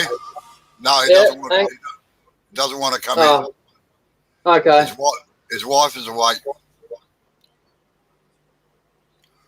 Oh, I love blackberries, and particularly blackberry jam, and a lashing of cream as well. That's why I said before that I was bigger than Jay, and I was.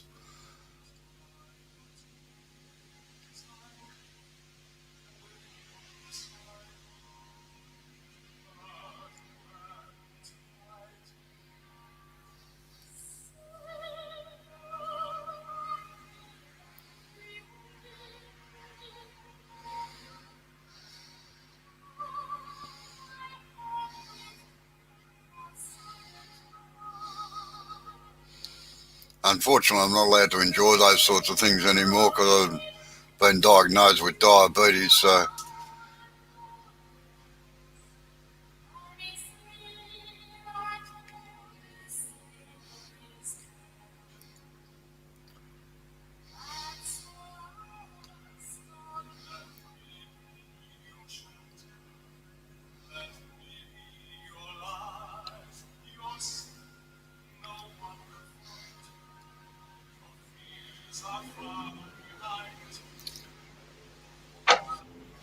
Right now, Jay, you're going to hollow that out the same as what you did yesterday. Yep. Or the other day with the spindle gouge. All right. Yep. Hey, what? Maybe I should just clean this edge off, eh? No, don't worry about it. It'll disappear when you start hollowing it out. Oh. Why bother removing something you're going to take out later? Okay. And you run the risk. You have to come across the face. You run the risk of flicking it out of the chuck. Yeah. When I was doing the goblet yesterday, I got a catch right towards the end, and it ripped it out of the chuck just enough for me not be able to get it back in there properly. That's exactly what happened. Because my tool hit the pith, and it jumped. Yep.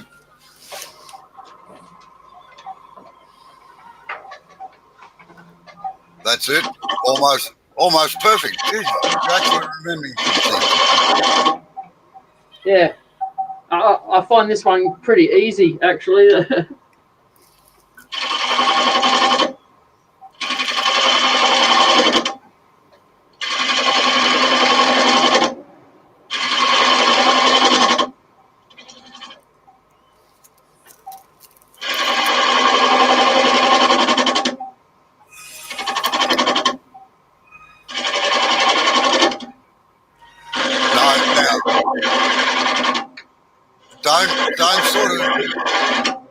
Jay, you listening? Yeah. Right. Don't sort of sweep at it like that. Start your cut and pull the tool out. What you're doing is pivoting around your fingers, all right? Yeah. So you start the cut and you just pull the chisel straight back, holding it in that place. That's better. That's better. Good. Better? Yep, much better.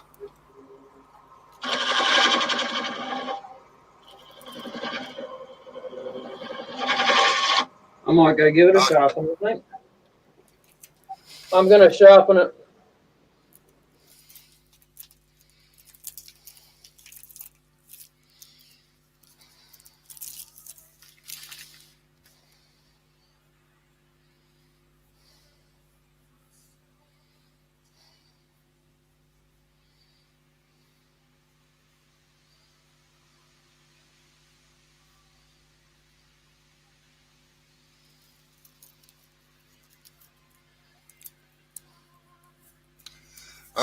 You don't really need the right tools, Jappy. You can do it with a spindle gouge.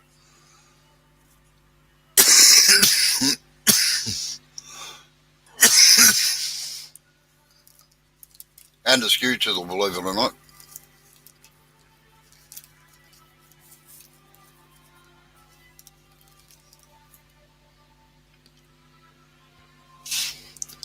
Well, that's one part that will get me to agree on, Valerie, is that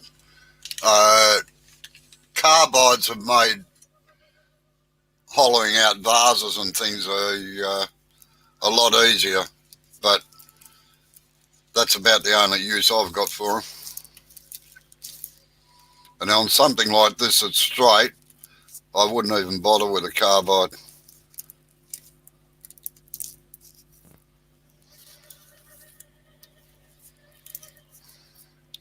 Hollow forms or vases and things like that, yeah, the carbides have made a heck of a difference to them.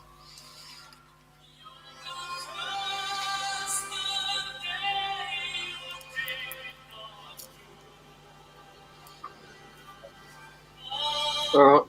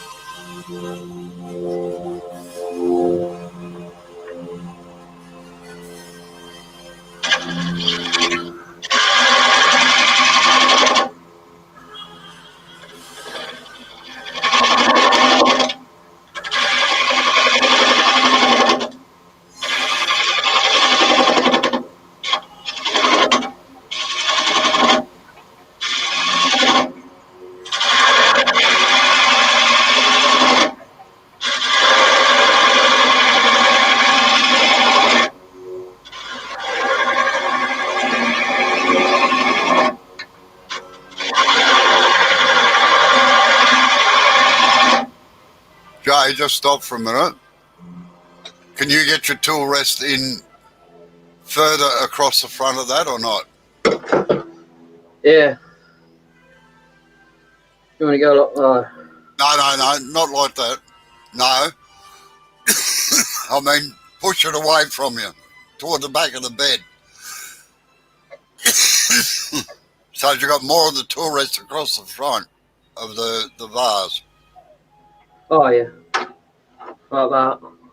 Like that, that's right. You're getting very, very close to the edge of the thing. Now move it closer to the vase. You want it about half an inch away. That's about right, yeah. A finger width, I call it.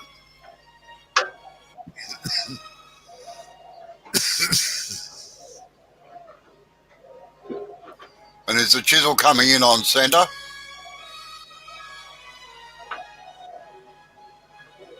Yeah. Right, good.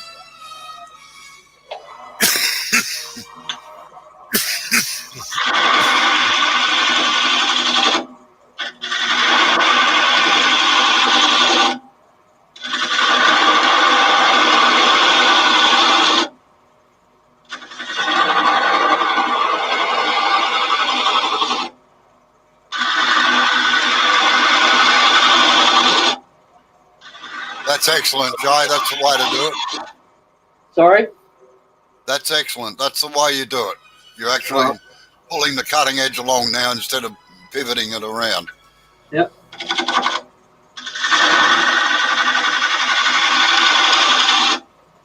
See, Valerie, I do know when to give compliments.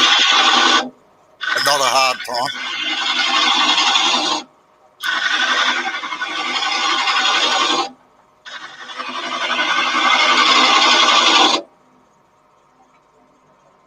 Do you want the other camera view? Yeah, it might be better.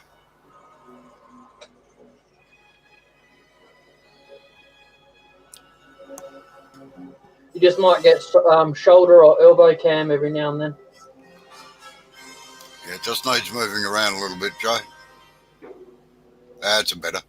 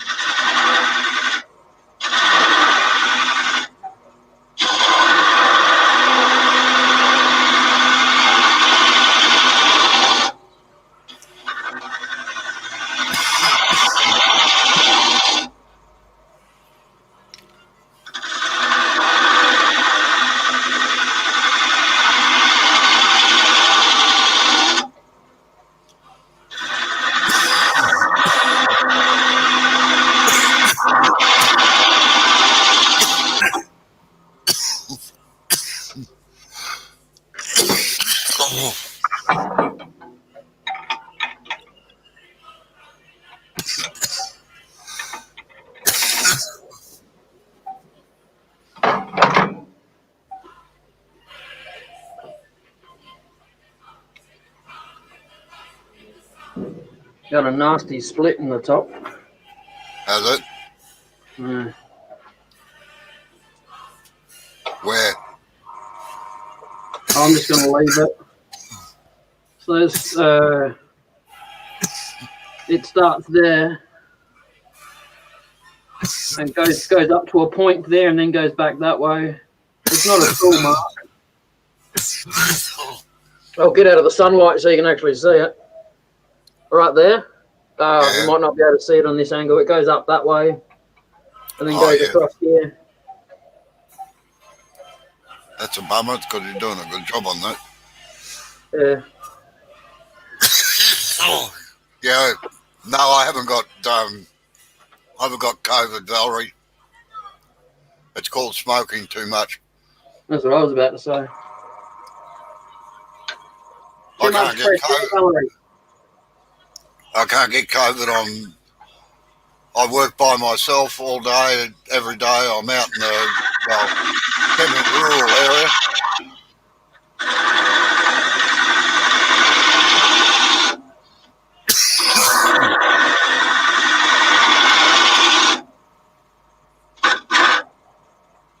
Yeah, now be careful when you get down to there, Jay. Sorry? Be careful when you get to there. Yeah. All right. I wasn't going to go too far down because I can just stick the Forstner bit back in there anyway. Yeah, I know, but just watch out when you put the Forstner in there that you don't go through the wall down near the bottom because you're going to take this right down to that curve, all right? Yep.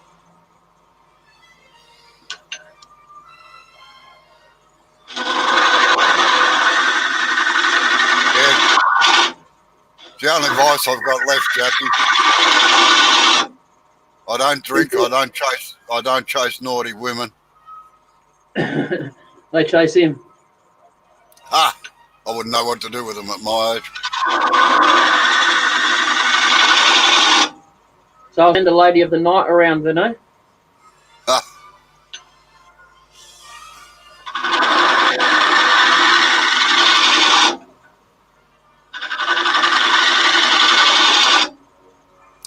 Just turn that flute around a little bit more, Jay. You're getting it just a fraction too flat. That's better.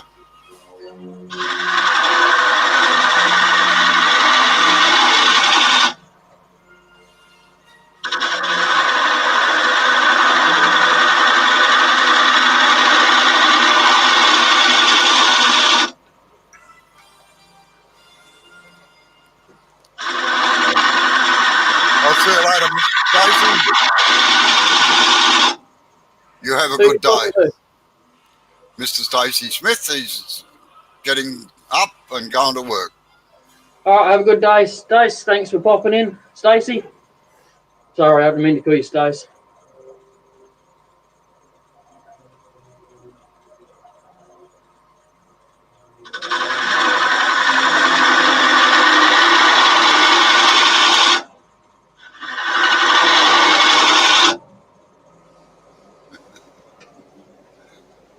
Geez, you're a stud, Jappy. 5 minutes. Whoa.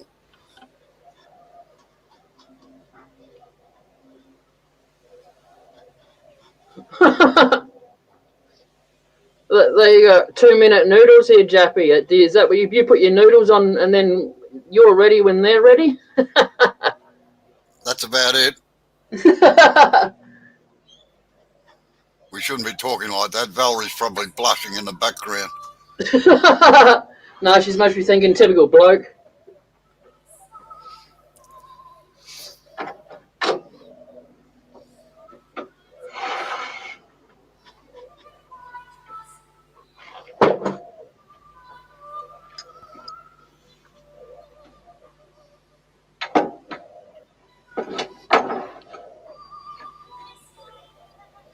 Was that nope, we're not blushing? Or you're not listening? Must be a wise move.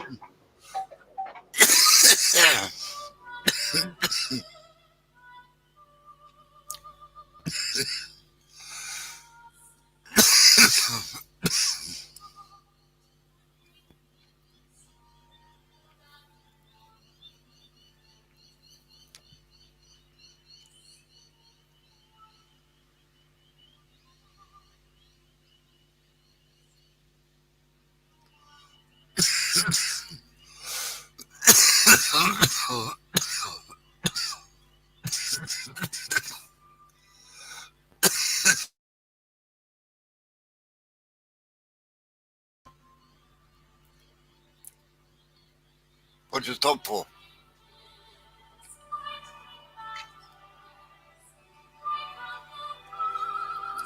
What'd you stop I for? don't know. It looked like it was slightly off center. That's all when it was turning. Yeah. Well, it has moved a little bit, but that's the joys sometimes. Yippee.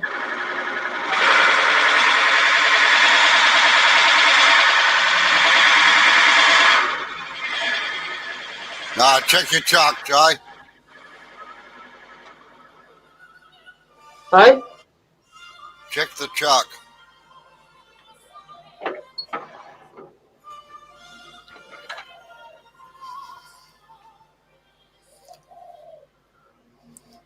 That actually is the reason why I never finish the outside of anything until after I've done all the inside and everything else as well, just in case it moves when you turn it round. Yep. I'll just tighten the grub screw a bit. I don't know what's going on.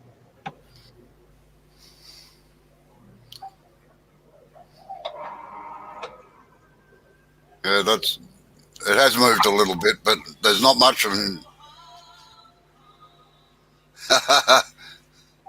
I'm a lumberjack. Huh? It's all right. I'm replying to Val. Oh, okay. A Monty Python song.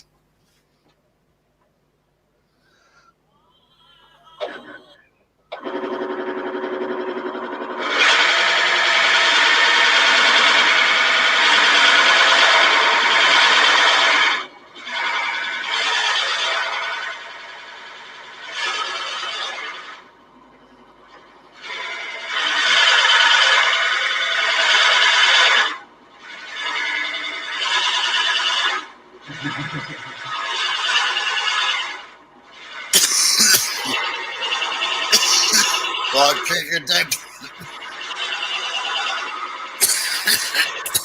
Check your depth.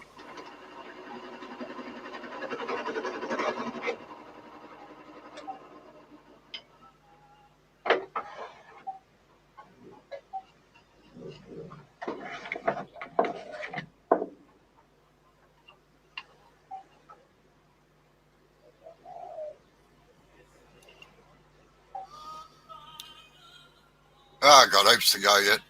Yeah. All right.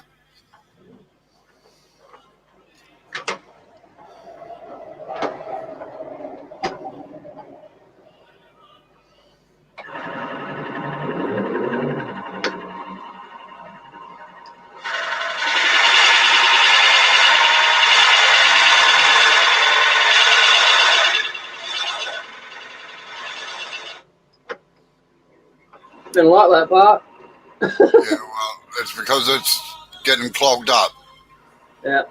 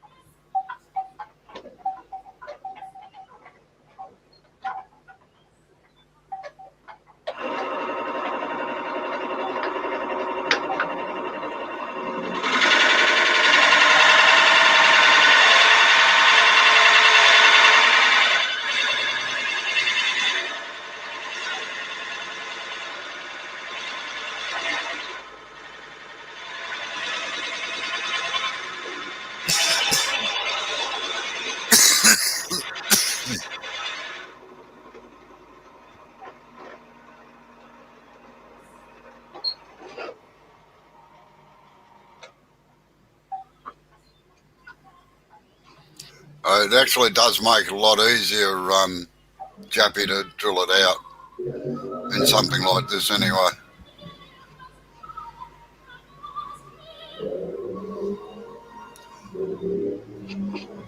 How are we going for depth, Joe?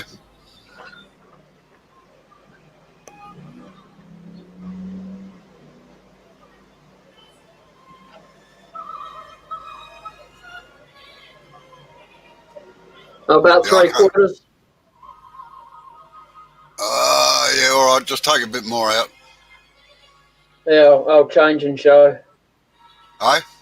Yeah, look. Oh, geez, about an inch to go yet. Yeah, Right, it's about 3/4 of the way down though. Yeah, we'll keep going.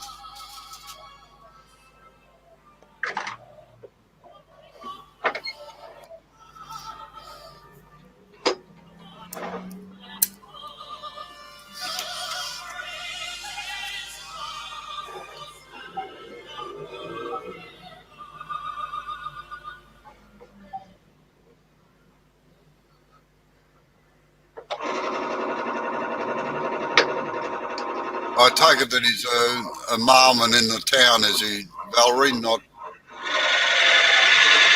my mum and dad. Wait until he finished that noise. Thank you, Joe. My mum and dad went to Alaska 20, 30 years ago now, and they actually went on the mail boat that went through all the Great Lakes and everything. Had an absolute ball, and did the mail run through there. So I take it that your husband works in the town.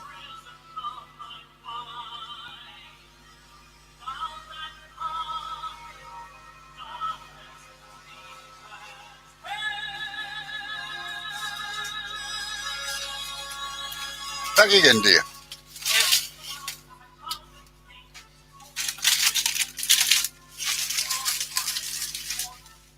Are they still there or are they empty? They're empty. Long gone, dear.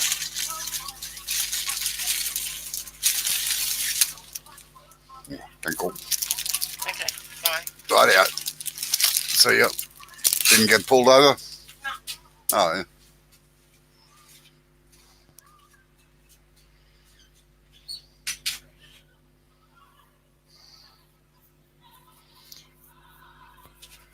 Yes, I did know that, Jappy. So is toothpaste.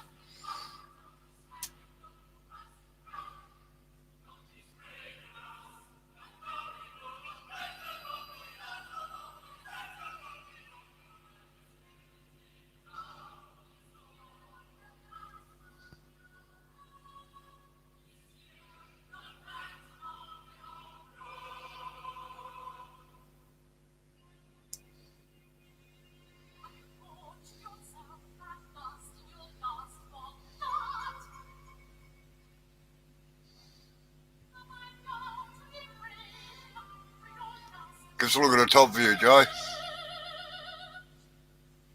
Oh, more to go yet. Or is the chuck bottoming out now?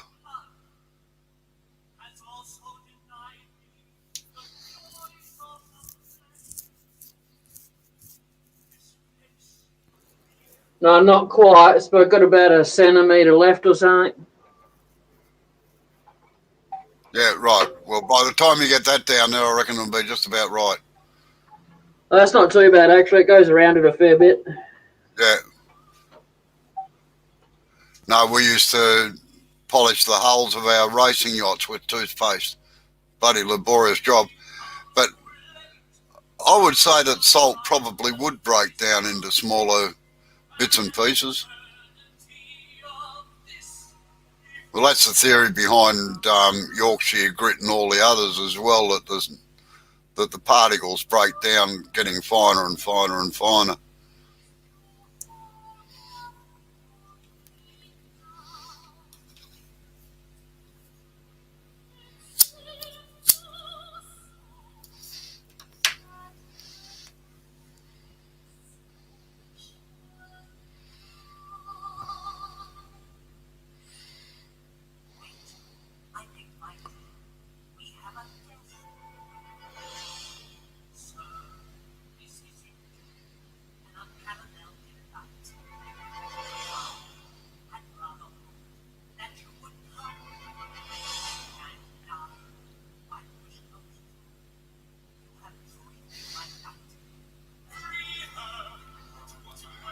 Yep, that's about where you want it, Jay. That's good.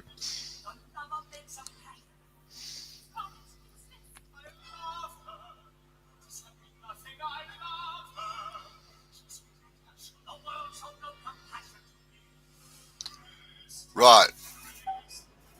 Now, just get your carbide thing that you showed the other day, the one with the round cut on it. Yep. Just see if that fits down the hole, all right? Yep. All right.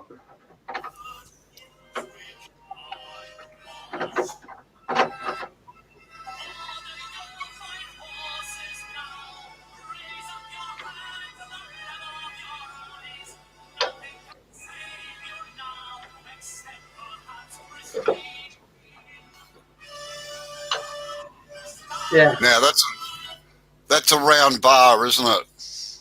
Yep. It's got no flat section on it? No. Okay, now, this is what I want you to do is turn the cutter over 45 degrees to the left like that, right? Yep. Right.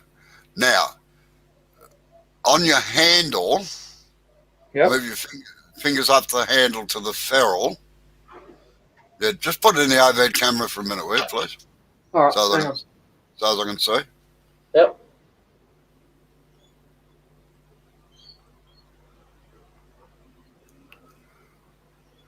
Right. Tilt it over at 45 degrees. Now, where the thumb is on your left hand, Yep. put a pencil mark on the top of it there. Right there. All right. Right, the tip's still at 45 degrees, is it? Yeah, I'll see if I can find something that's going to work, though. Rightio.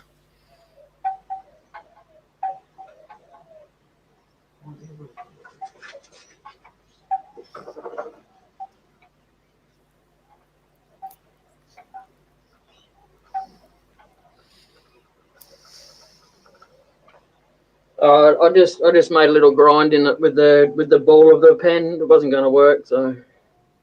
All right, so have you got a mark on it? Yeah. Right, now take it over to the grinder and using the edge of the wheel, put a little mark right where that mark is so you can feel it with your thumb. All right.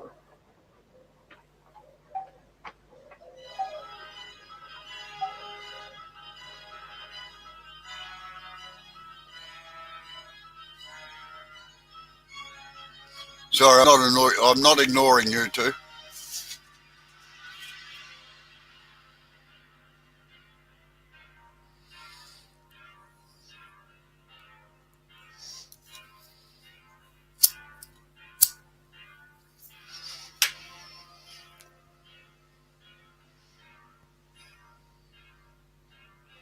Okay, Joe, have you got a little nick in it that you can feel with your thumb?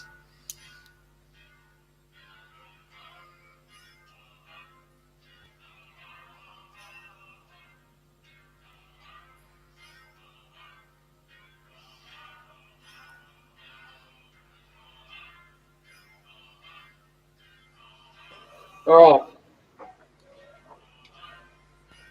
Can you feel it with your thumb? Yeah. Yeah, I know, I'm good at ignoring people jumping. Right, now the reason for doing that is because when you get that down there, you can't see where the tip is, right? Okay. So you know now that if your thumb is straight on top of it and that's upright, that you've got the cutter at 45 degrees, Okay. which is its optimum angle to work at. All So right. Awesome. now what you got to do is just line up your tool rest and everything and have the handle and the tool horizontal with the lathe and just start hollowing out a little bit, okay? All right. I'll go slow because I've had big grabs with this before. Yeah, I know. It's very easy to get grabs with it.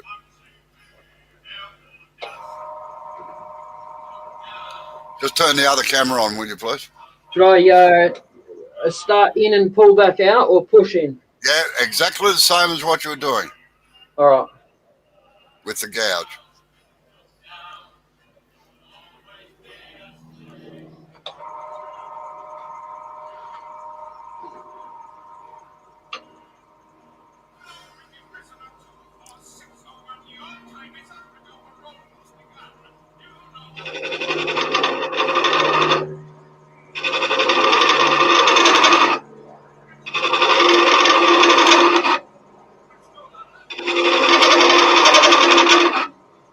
That actually sounds fun.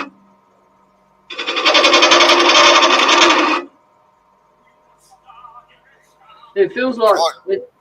it sounds like the pole's vibrating through the handle.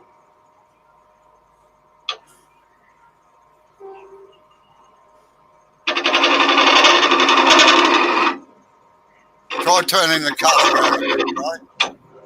Sorry? Try turning the cutter around a little bit. No, the cutter on the head. Yeah, I spin it around. Yeah. Yeah.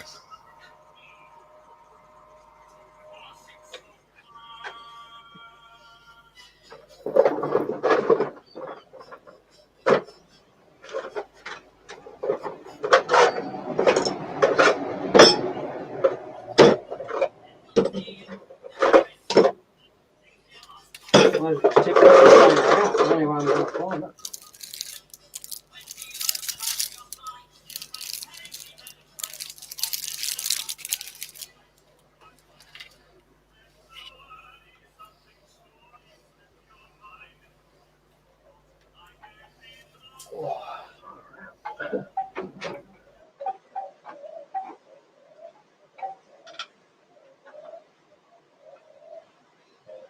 You can tell I don't move this tool very often.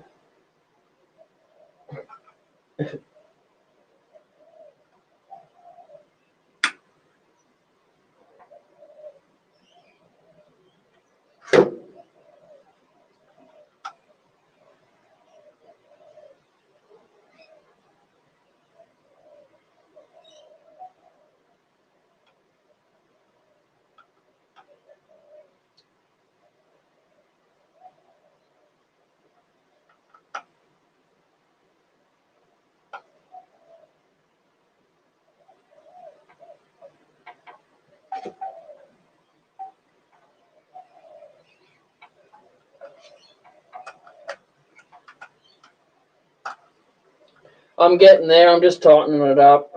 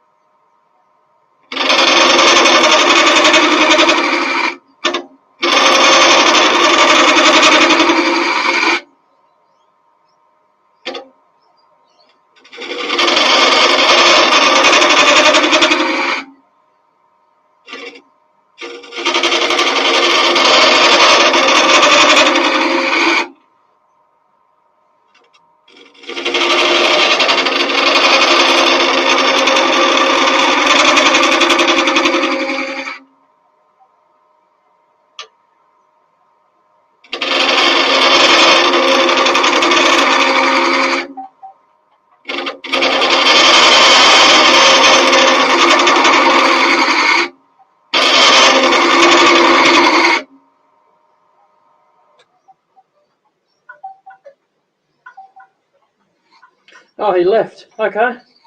See you later.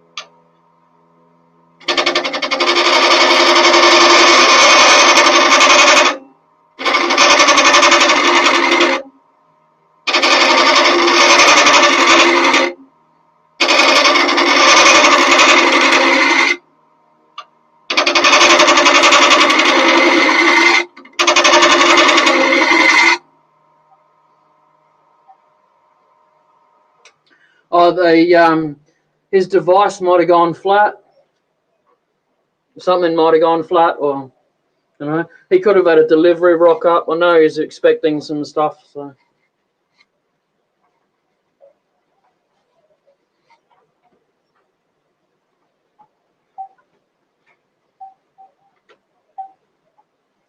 It must have just gone flat or something. It's not like him to just leave.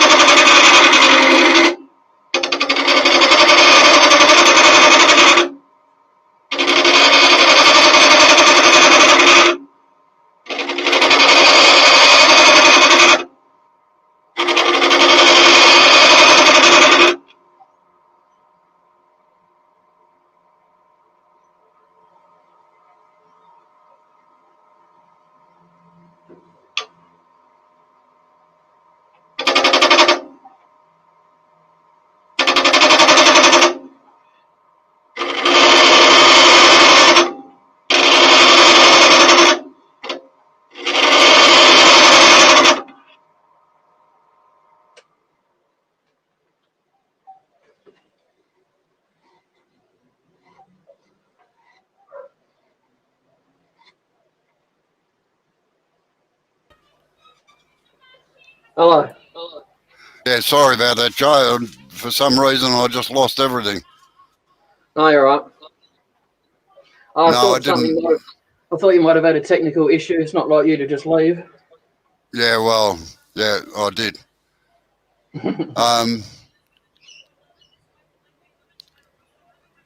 I don't know whether baking soda's probably too fine, I reckon, Jappy. Salt might work. I used talcum powder.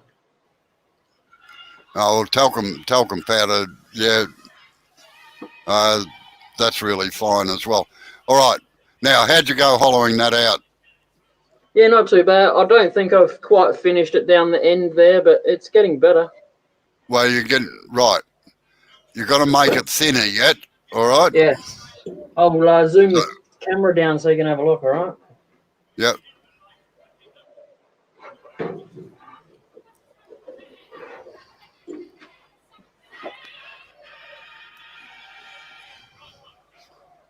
Yeah, oh yeah, you've got a big lump right in them. You have to get rid of that. So what we're Yeah. aiming for is a nice even wall thickness all the way down, all right? Yep. I'm just going to move this back out of the way because I'll bump it.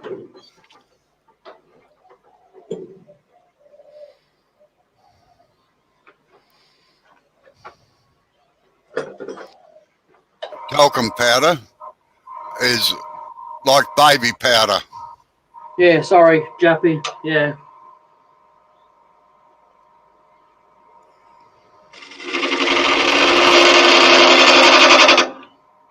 Now, I'm used to Jason, it. Yeah. sorry, just work on the lump. Don't go down behind it because otherwise you could end up with a big serviette ring, all right?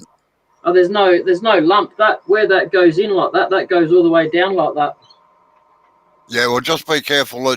Remember, you're in a tapered thing, Yes. Okay. and if you take too much out the bottom, you won't be Yep. able to do the top because it'll vibrate too much. Okay. I'm going to put this on mute because it's a bit noisy. Yeah, all right.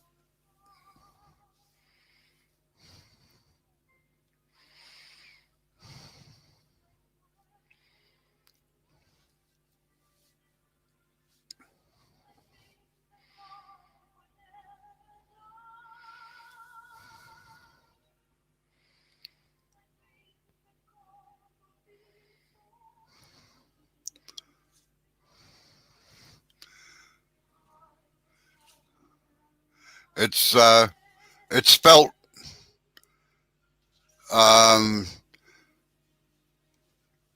TALCUM, Jappy.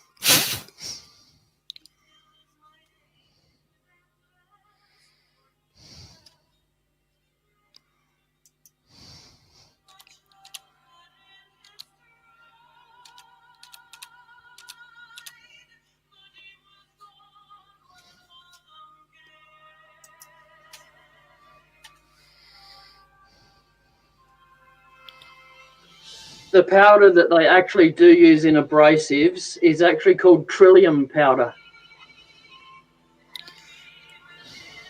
But I never bought any of it. I thought talcum powder would just do the same. Yeah, that's dead right, Valerie. I reckon it'll just be too fine.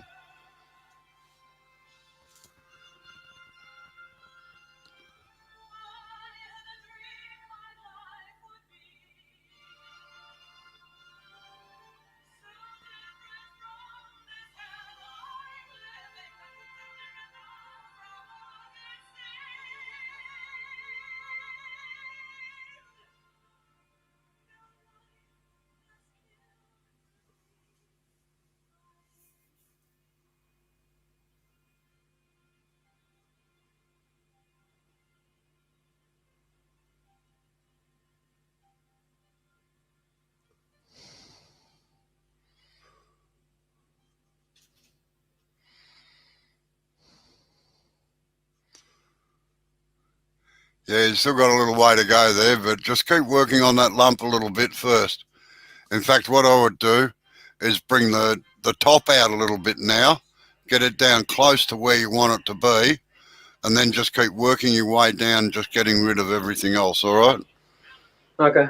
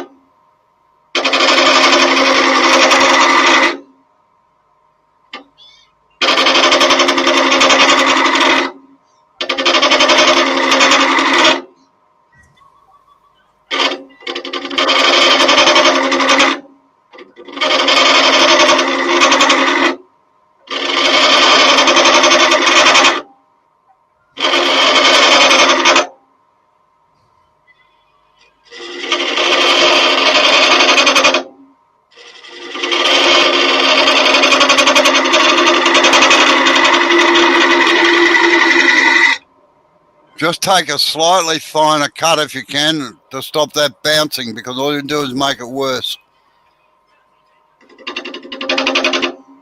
Just take the tops off.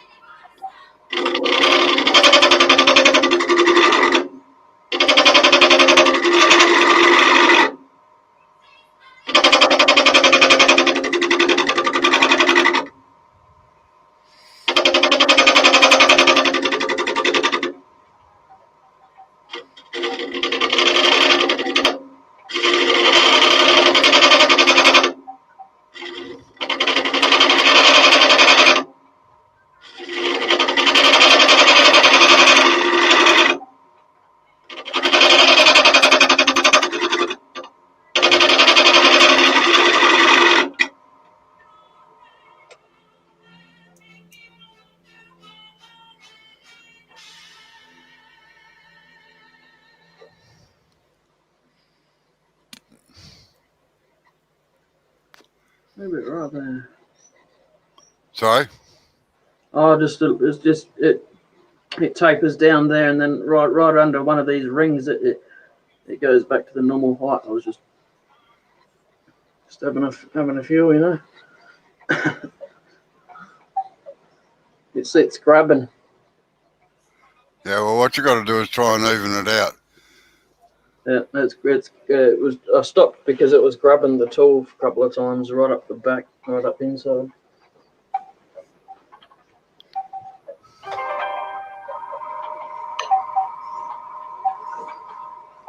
All right. Great talking to you again, Valerie. I'll catch you next time I see you. Yeah, thanks for coming in. Hope you enjoy the rest of your day, night.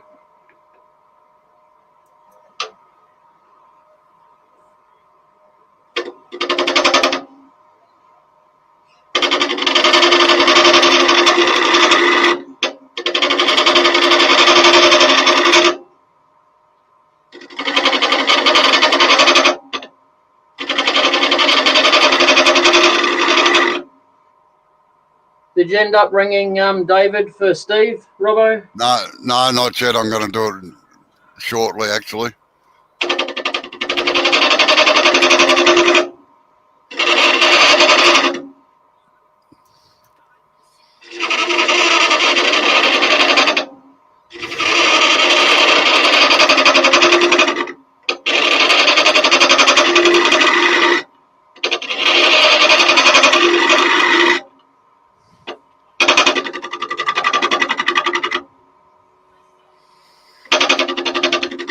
In fact, I'll do it now while you're doing that, all right?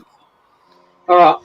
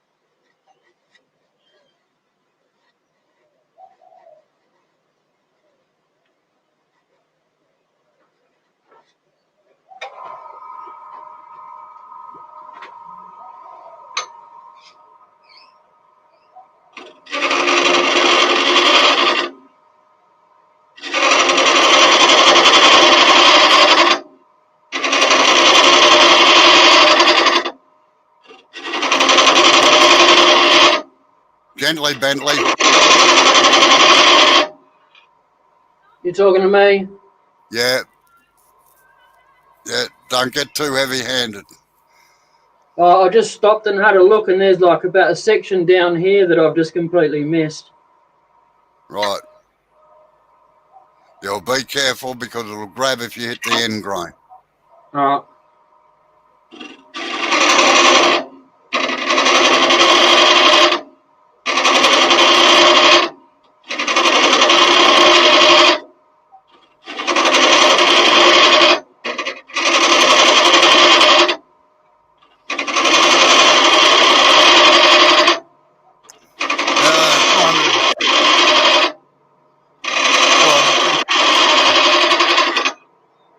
Trying to think what else is abrasive that, except for sand, but that doesn't break down, unfortunately.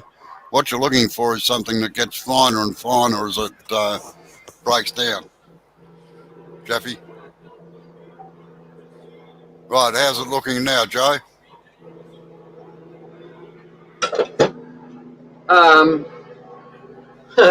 Better, I suppose. But All right.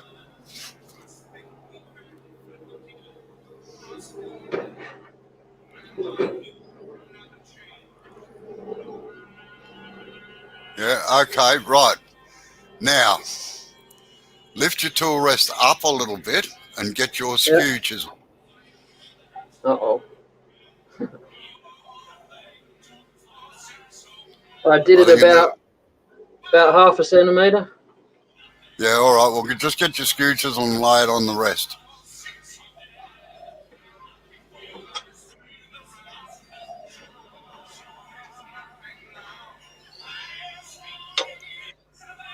No, long point to the outside.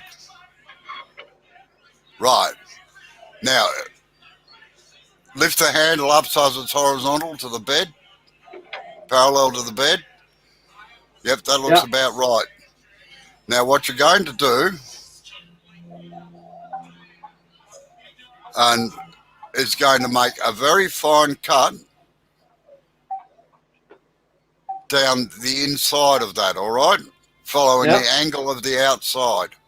Now, by fine cut, I mean about 1 millimetre. You're going to be using the skew chisel as a negative rake scraper, all right?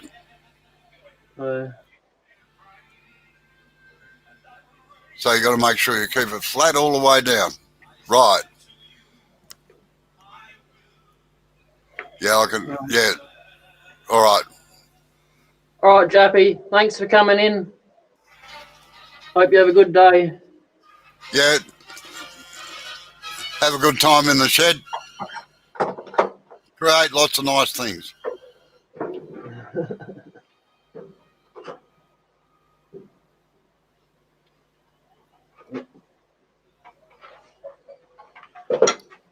Oops, wrong one.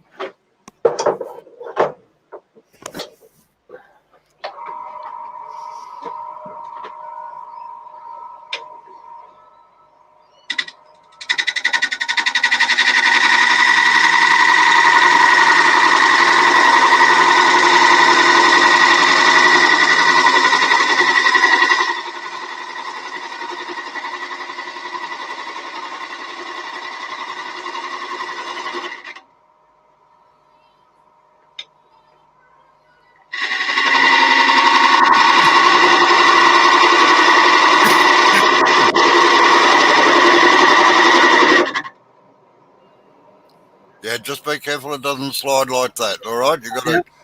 That means that big lump's getting in the way, so you may have to move it out a little bit just to take a bit of that lump out. All right.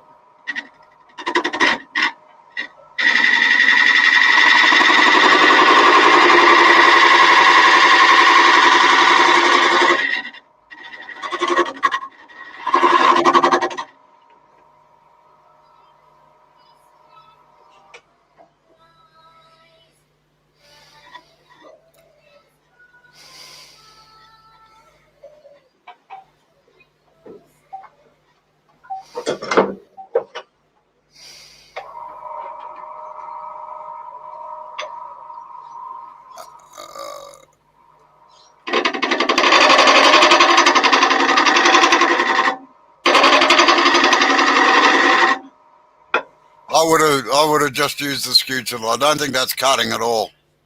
No. So, like I say, just move the skew tool in towards the centre a little bit, so as you're Yep. not taking as much out. I'm just making a cup of tea again. Okay.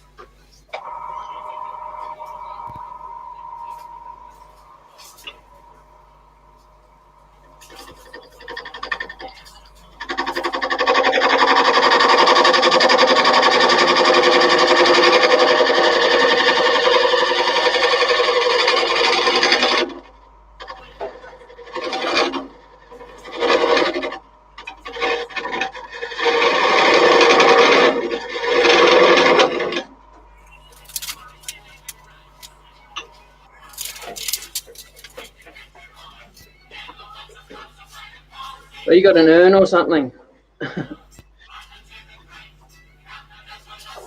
They got an instant boil kettle or something. No, he's not talking to me now.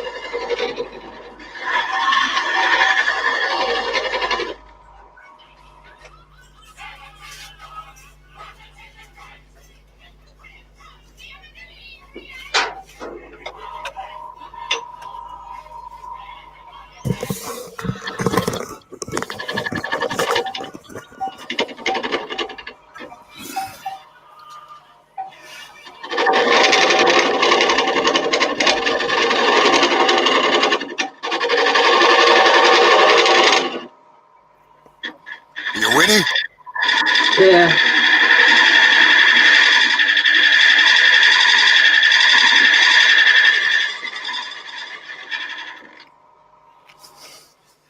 How you going, David? G'day, David. How are you? Yeah, I've just got like a little tiny little lip down there, just somewhere I just didn't get the skew down. Yeah, rightio. About that far from the bottom. Well, just keep working on it. Yeah.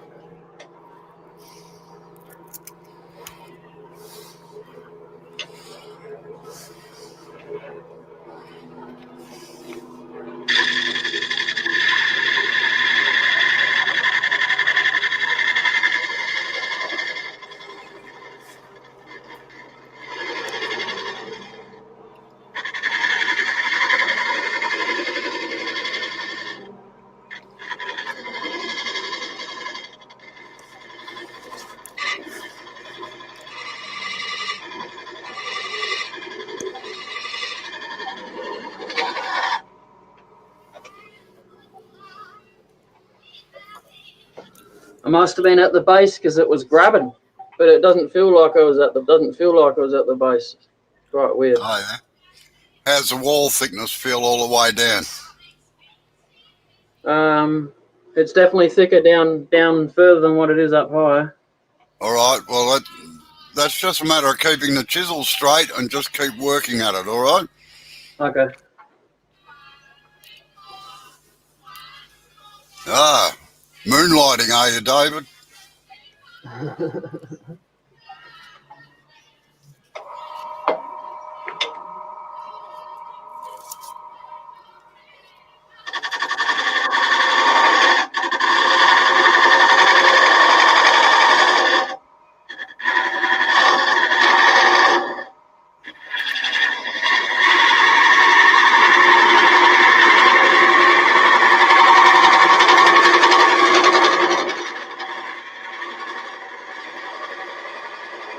Yeah, he's finally starting to get there. David, Sorry? David said that it's looking good. Yeah. Go back and This watch one- the last 3 hours. This got the phone call. Yeah.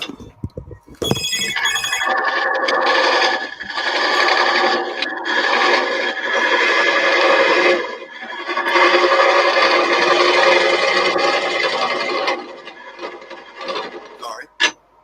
If you want to have a laugh, David, go back and watch the rest of it. A bloke called Steve Travell from Ireland has sent an email about 2 or 3 weeks ago. Prices on pen parts, I think. And he hasn't had a response back from him. He's just wondering.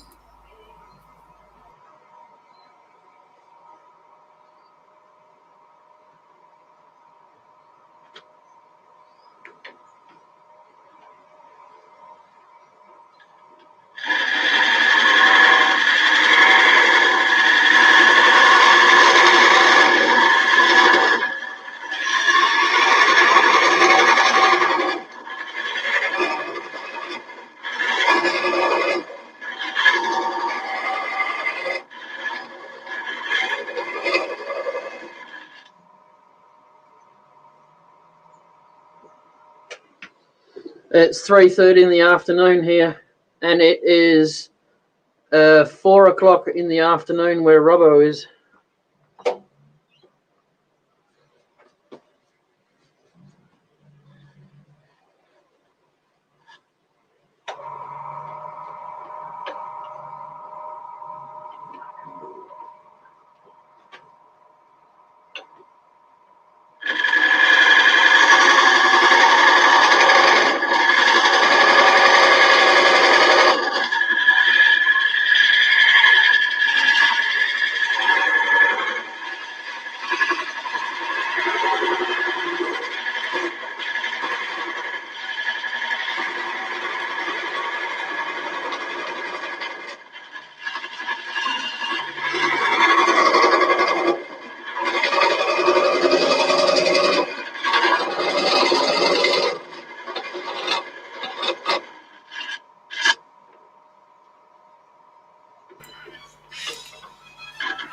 All right, back on the air again now. Hi. It's I don't know. Did you answer, David? It's Yeah. 4 o'clock in the It's Yeah. 4 o'clock in the afternoon there, David.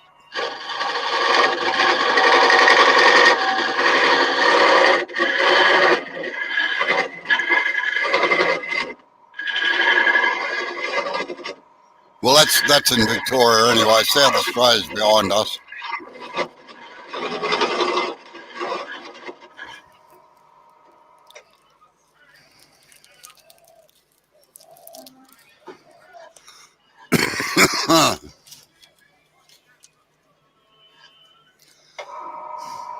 What do you actually do for a living, David?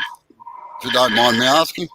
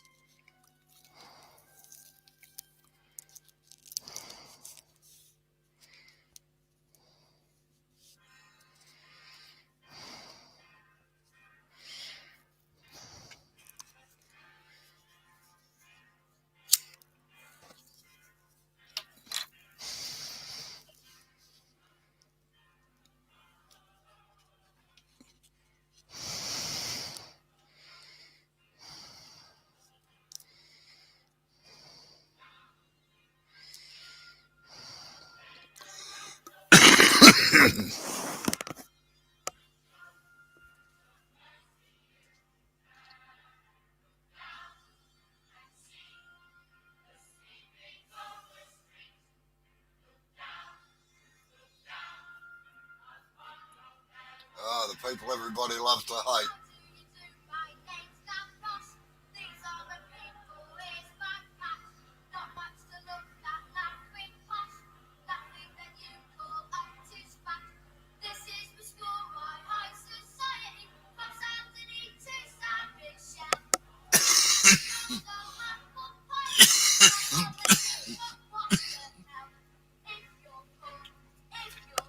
Oh, that'd be interesting, doing security work in an amusement park, except for balloons. Ed, don't ask him. Don't ask the safety officer why they call him Fingers either. Yeah.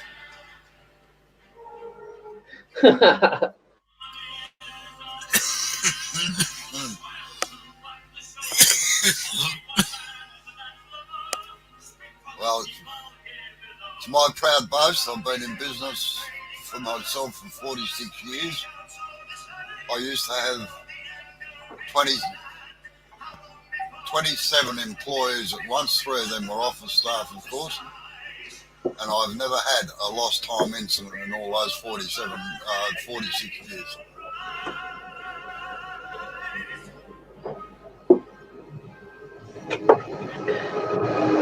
Oi, you is joining. Sorry? Oi, you. Oi, how you going, oi? I can't see him. I'll change your name back.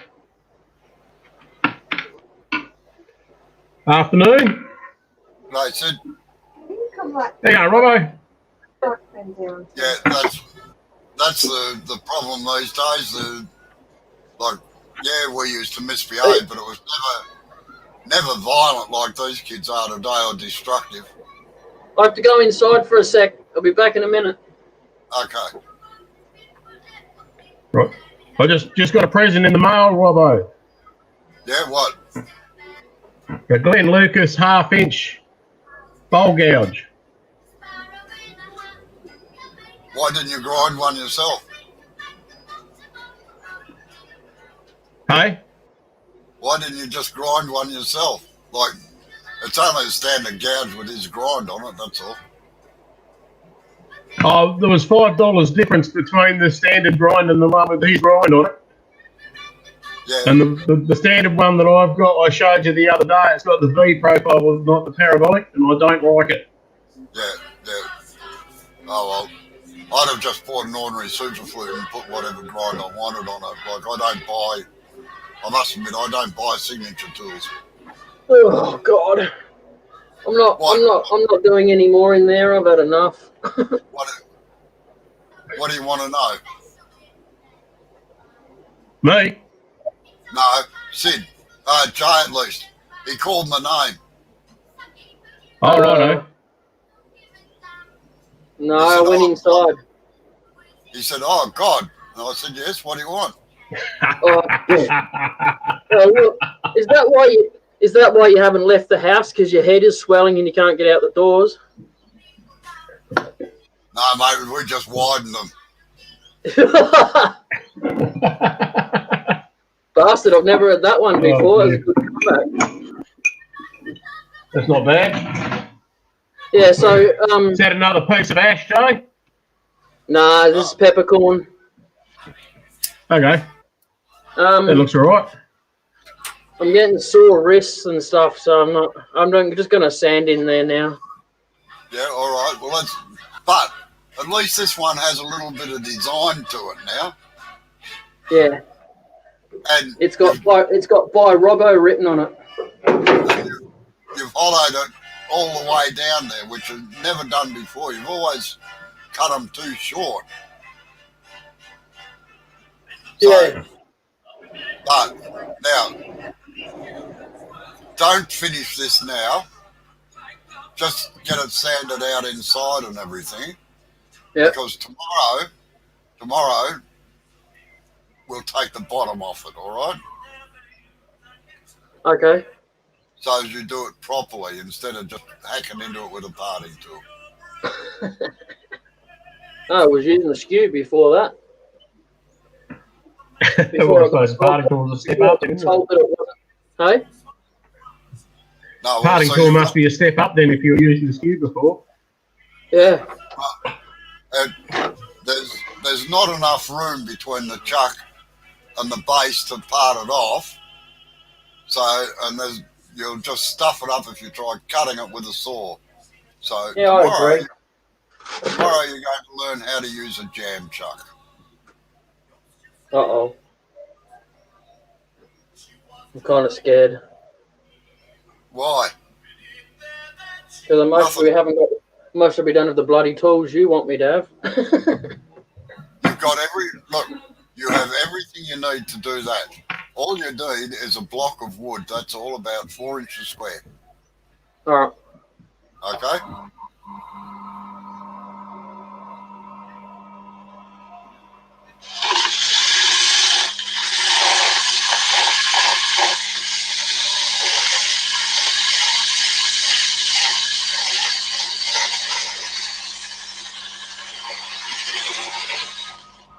Just Finished up. I made a jam chuck.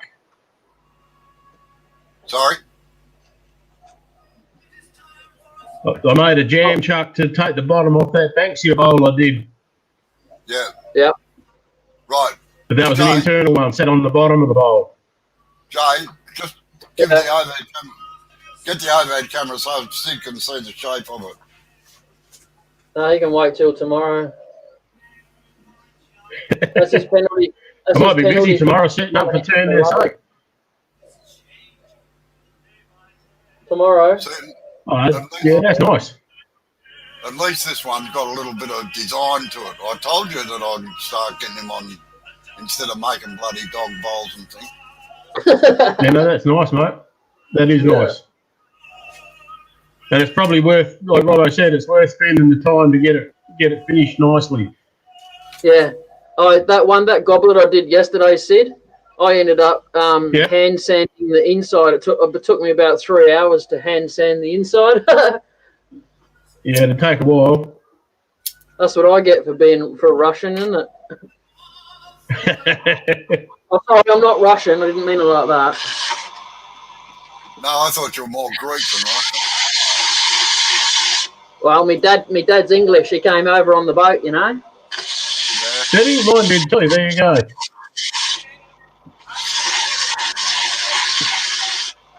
But I could be My old living man came over on the boat in 1952.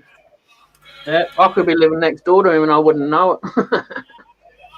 Oh no, well, no, I'm pretty sure I'm pretty comfortable saying you're not living next door to my old man. You'd be in trouble if you were living next door to mine. Oh yeah. That's about 2 k's up the road. Unfortunately, he died about 4 or 5 years ago. So. Yeah, that's what I mean. That's what I was saying. There's a cemetery about 2 k's up the road. Yeah, no, my old man died about 18 months ago.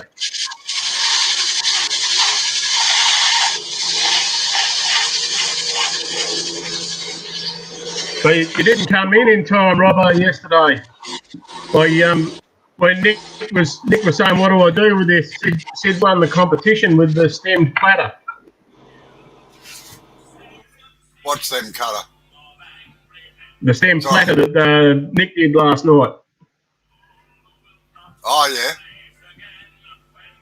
What, you win it? Oh, no, but he had the blank up there sort of half turned and he said, I don't know what to do with it, whether to make a platter or a bowl. So I said, make a stemmed platter. Yeah. But I still can't believe it took 73 minutes to sand it.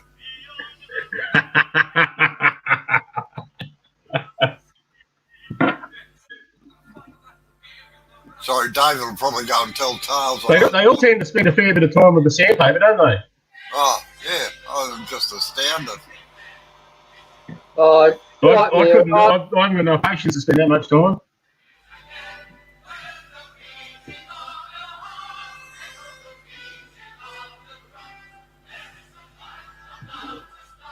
Like, I think the longest I've ever spent sanding was a red gun bowl that was 450 millimetres in diameter and 160 mil deep that was going to Japan to be put in a private collection.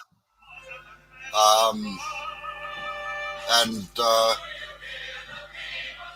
he was paying over $2,000 for it. So, yes, I took a bit of time to sand it. Yeah, he sort of it deserves a bit of time then, I guess. $2,000 worth. Yeah. Yeah, that's right, David. They hang it on you for everything, don't they? Oh, I should have the comments on so I can see who's there. I'm being rude. Yeah. There's only one here at the moment, I think, David. How are you, David?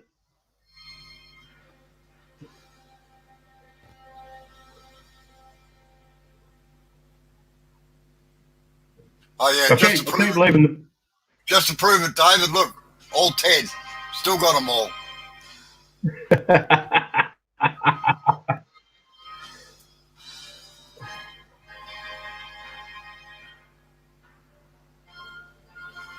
You're not supposed to use your sleeve to polish it.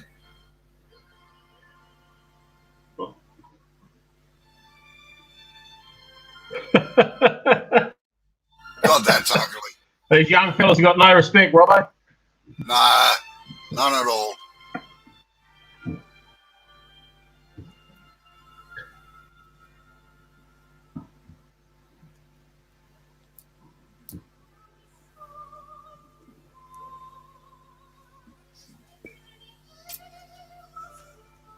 We got the classical music playing around in the background there. Yeah.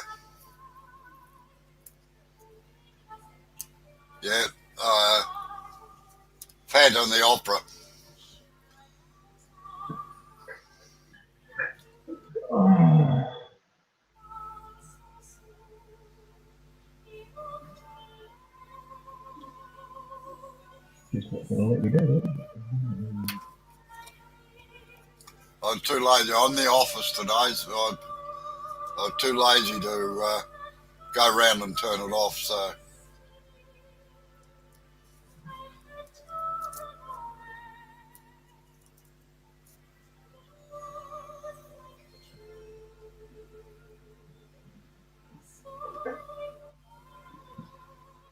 did you get up in time? Did you, Sid? Yeah, yep. Well, Jeez, went, gone. I had to take a friend to she was having a procedure in Narracourt, had to be in Narracourt Hospital at 7 o'clock this morning, which is 110 k's away from home. Oh, I know where Narracourt is.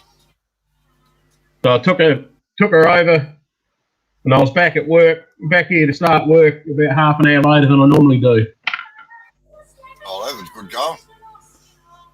So, yeah, I mean, the beauty of my job is I can flexi time it. I work on my own. I can, within reason, I can start and finish when I want. Well, there's a lot of times probably where it's not convenient to go out normal working hours anyway. So yeah, well, their normal working hours are classified as anything between 7 a.m. and 7 p.m. yeah. Two big splits. Hey? Two big splits. Right, have you got any CA glue? No. I'll go and buy some tomorrow before I turn. Yep. I'll put it on the other camera and show you.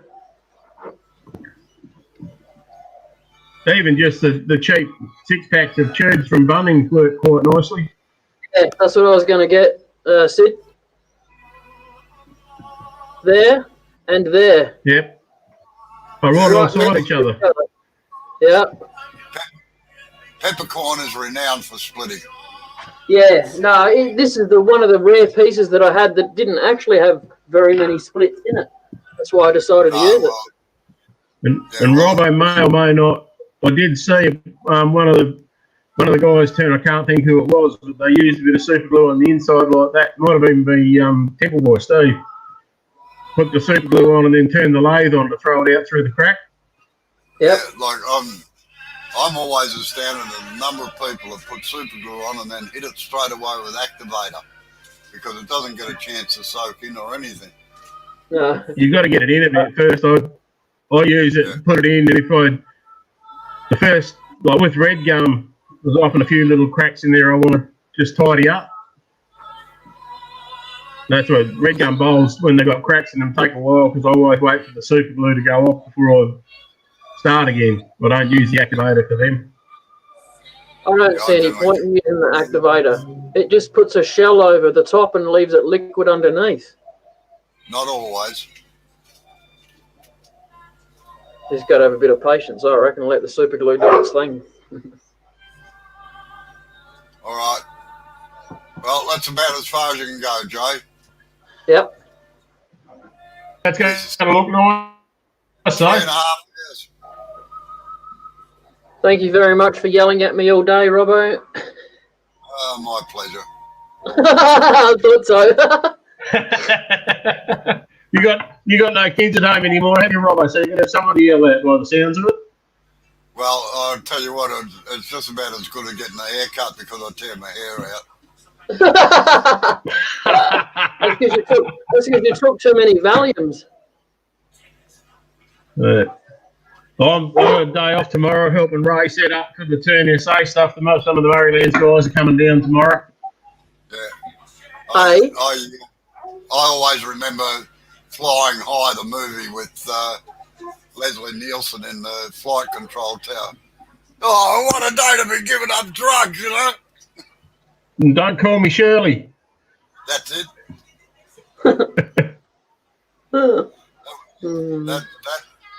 That was the funniest film I reckon I've ever seen. I watched it 5 times because I kept missing bits of it.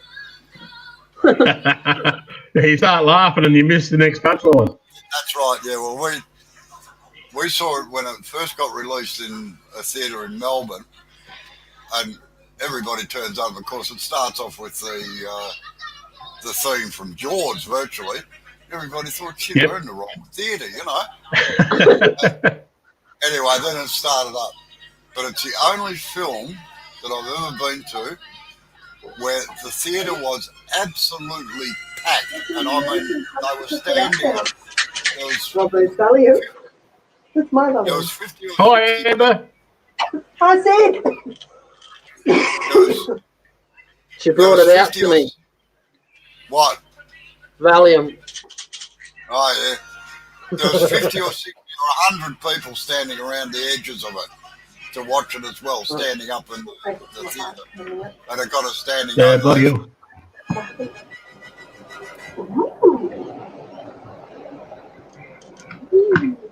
Haven't finished in there yet. It's nice and smooth.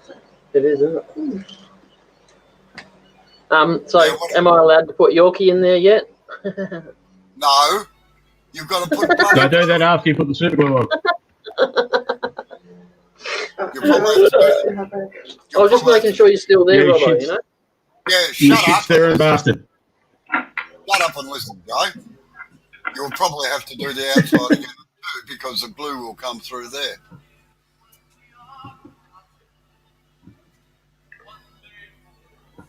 That shut you up, didn't it?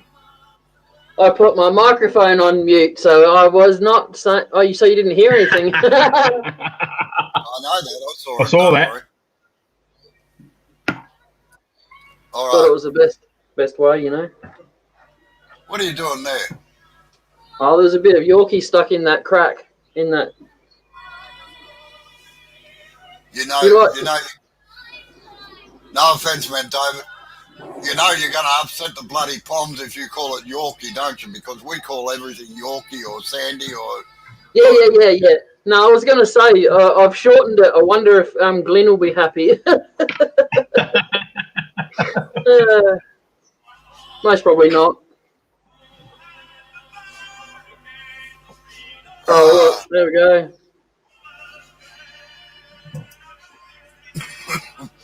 There's my advertisement for the video. Excellent. Oh, I've put a link in the description. Don't forget to mention me when you buy some. Well, unfortunately, I will never be buying it. I've got it. Oh, come on. Be a sport.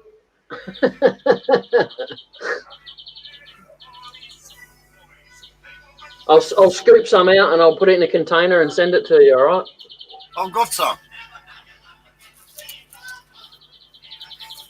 Are you going to write Yorkshire grit on a container? No, I've actually got a tin of Yorkshire grit. When the original bloke in Queensland had the license to make it. Oh, yeah. I use Triple E, U-Butte product, David. I don't know whether I know you can get it in England. I don't think many people do use it though.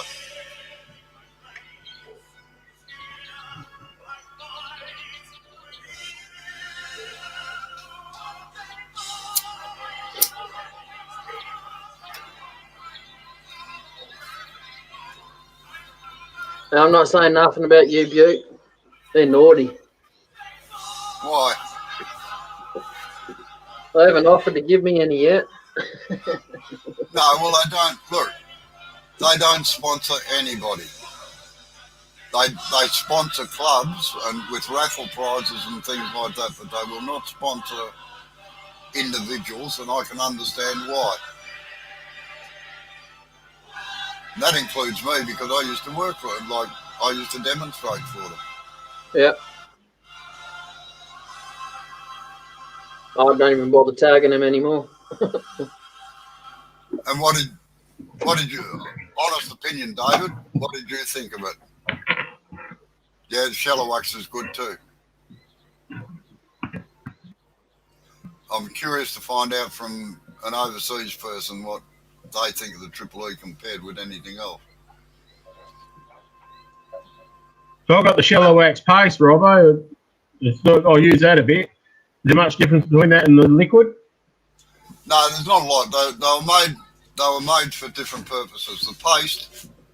The paste itself, or the cream as they call it, was actually made for carving because you could spread it out before it dried out, like the shallow wax or the glow used to dry too quick to be able to buff it out. You used to get lumpy little bits in it, whereas the cream you could get on there and get it over. I still use the cream a lot on big bowls if I used friction polish rather than spraying them with lacquer. But no, just works better for that application, that's all. Yeah, I bought the cream last year from Woodworking Solutions at the Turn SA. Oh yeah. I think he'd sold the last bottle of the liquid, so that I'll grab some cream. He said, you know, shouldn't work much different. No, well, probably just takes a little bit longer to go off. Oh well, the secret with the cream is not to put too much on. If you put too much on, you get hell's own job to get it off, and sometimes you've actually got to start again and sand it back off again because it gets little lines in it. Yeah, well, that's what I figured, and this is, I'm going to speak my mind here. I get annoyed with people saying that Yorkshire grit is the original and everything else. Yorkshire grit was copied from Triple E, and that's the long and the short of it. But I daren't mention that in one of the English lives because I think I'd be crucified and banned for life. Yes. Yes. And like I said before, that happened to my son, not me.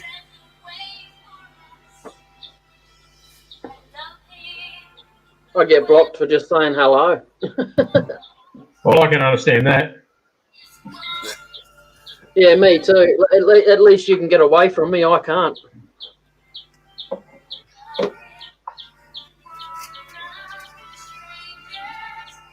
All right, I think I'm done here.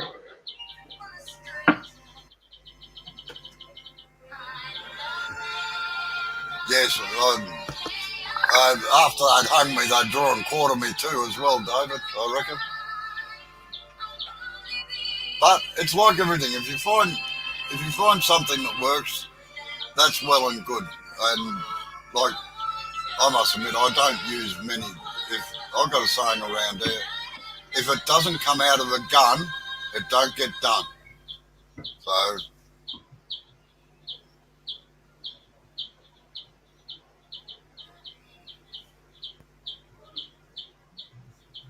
That bird really Spoken loud. like a true production turner. Well, look, I've been using wattle stylewood now for. It used to have another name before stylewood for probably 40 years. I've never had a failure with it, and in my environment where there's dust around all the time, I can get 3 coats on before lunchtime, and if I want to go for 10, I can generally get that on in a day, on a good sunny day, you know. So Yep. Why would you change?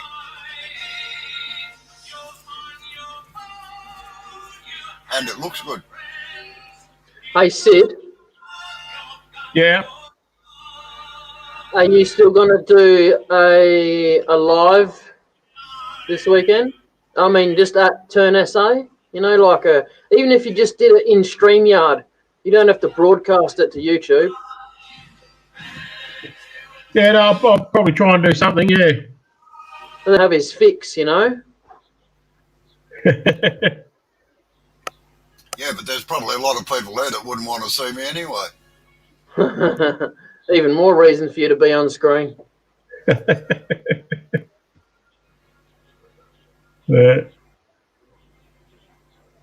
Oh, Hey, Mike, how's it going? Thank Jesus. G'day, Mike. How are you? Afternoon, Mike. Yeah, that's got a little bit of style to it now, I reckon. That vase, it looks a lot better. Yeah. Instead of, are you happy with it, Jay? That's the most Yes, I important. am. I was about to say the only thing Robbo didn't do was touch the tools. I'll tell you what, it was bloody hard work too, trying to guide him from this side. JP was in here. JP was in here and he was having a good laugh at it, and yeah, a couple of people were having a good laugh at my You got to expense. laugh. Oh, That's Yeah. all right. I'm used to it. Got to go home tonight and try and just sort out a few bits of wooden blanks and stuff and get me lathe ready to take in. Oh, well. yeah. Oh, yeah. Yeah, good. I'll give him. Hey, I was thinking, Jay, too, you know, you said you were going to go up for the next lathe so you had more swing over bedroom. Yeah. For the same, almost the same footprint as what you've got, the Habco WL14, the same as I've got, would give you, that's actually got more swing over bedroom than what the Carbatech has. Okay. I'll What's the answer price you this difference, though? episode. What was that, Robbo? David just said, Robbo, you look like Gandalf from Lord of the Rings. And this is the COVID coiffure, mate. Like normally it's a number Or 3. Dumbledore from Harry Potter. Yeah, Yeah. that's Dumbledore is actually my avatar. Avatar. Yeah. Yeah. I'm starting to look like him, but I actually trimmed it the other day with scissors. It was about out here like this, so, but yeah. Hey, just a news flash. They don't call it an avatar anymore. It's called a DP, display picture. I still call it an avatar, so I don't care. I didn't know what you were talking about at first. I had no idea what you were talking about when you said, "Oh, look like my avatar." I was like, "Huh?" DP sounds filthy. Yeah, I was thinking of the movie Avatar. That's why I'm going, huh? No, it's always been called an avatar, as far as I'm concerned. But it's worse when I take my hat off. I look like I got a halo.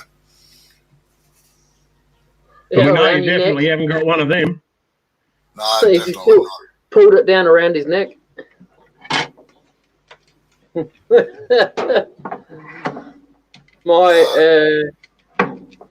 Your guardian angel's gone and pissed off and helping someone else, aren't they? Who, what? Your guardian angel was pissed off and helped someone else. Who? Mine Oh, or yours. my guardian angel went out on stress relief.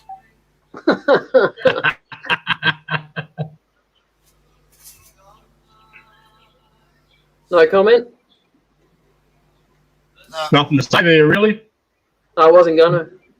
All right. All right, yeah. Chatting to you all, but I got work to do. I should have been doing 2 hours ago. Yeah, all right. Thanks for your help, Robbo. I appreciate it. No worries, Jay. And like I say, give us a yell when you're going to do the bottom, when you're going to do that tomorrow.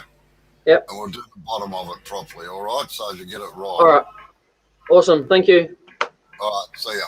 Bye. See you later. See ya. Good night, gentlemen. To you lot, it's good afternoon here. So I'll catch you later, Mike. Catch you later, David. Yep. I'll catch you later, Jay. I'll duck out too. All right. No worries. Take it easy. See you, mate.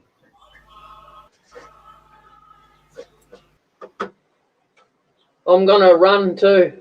Thanks for coming in, David and Mike. Sorry, Mike. You caught the tail end of it, but that's what I've got. Robbo helped me with that, and I've got it. It goes down. It goes down to about there. I'm gonna take off it. Gonna take it off tomorrow. He's gonna show me something. I can't remember what he said. Take it easy, guys.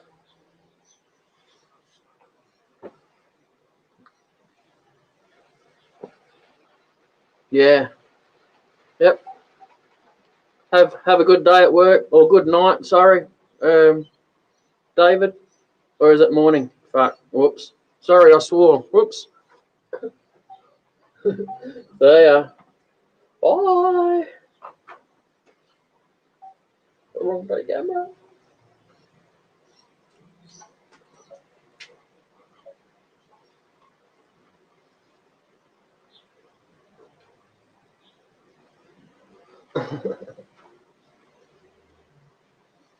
Have a good day at work, David. Thanks for coming in. Hit the like button too, please. Bye.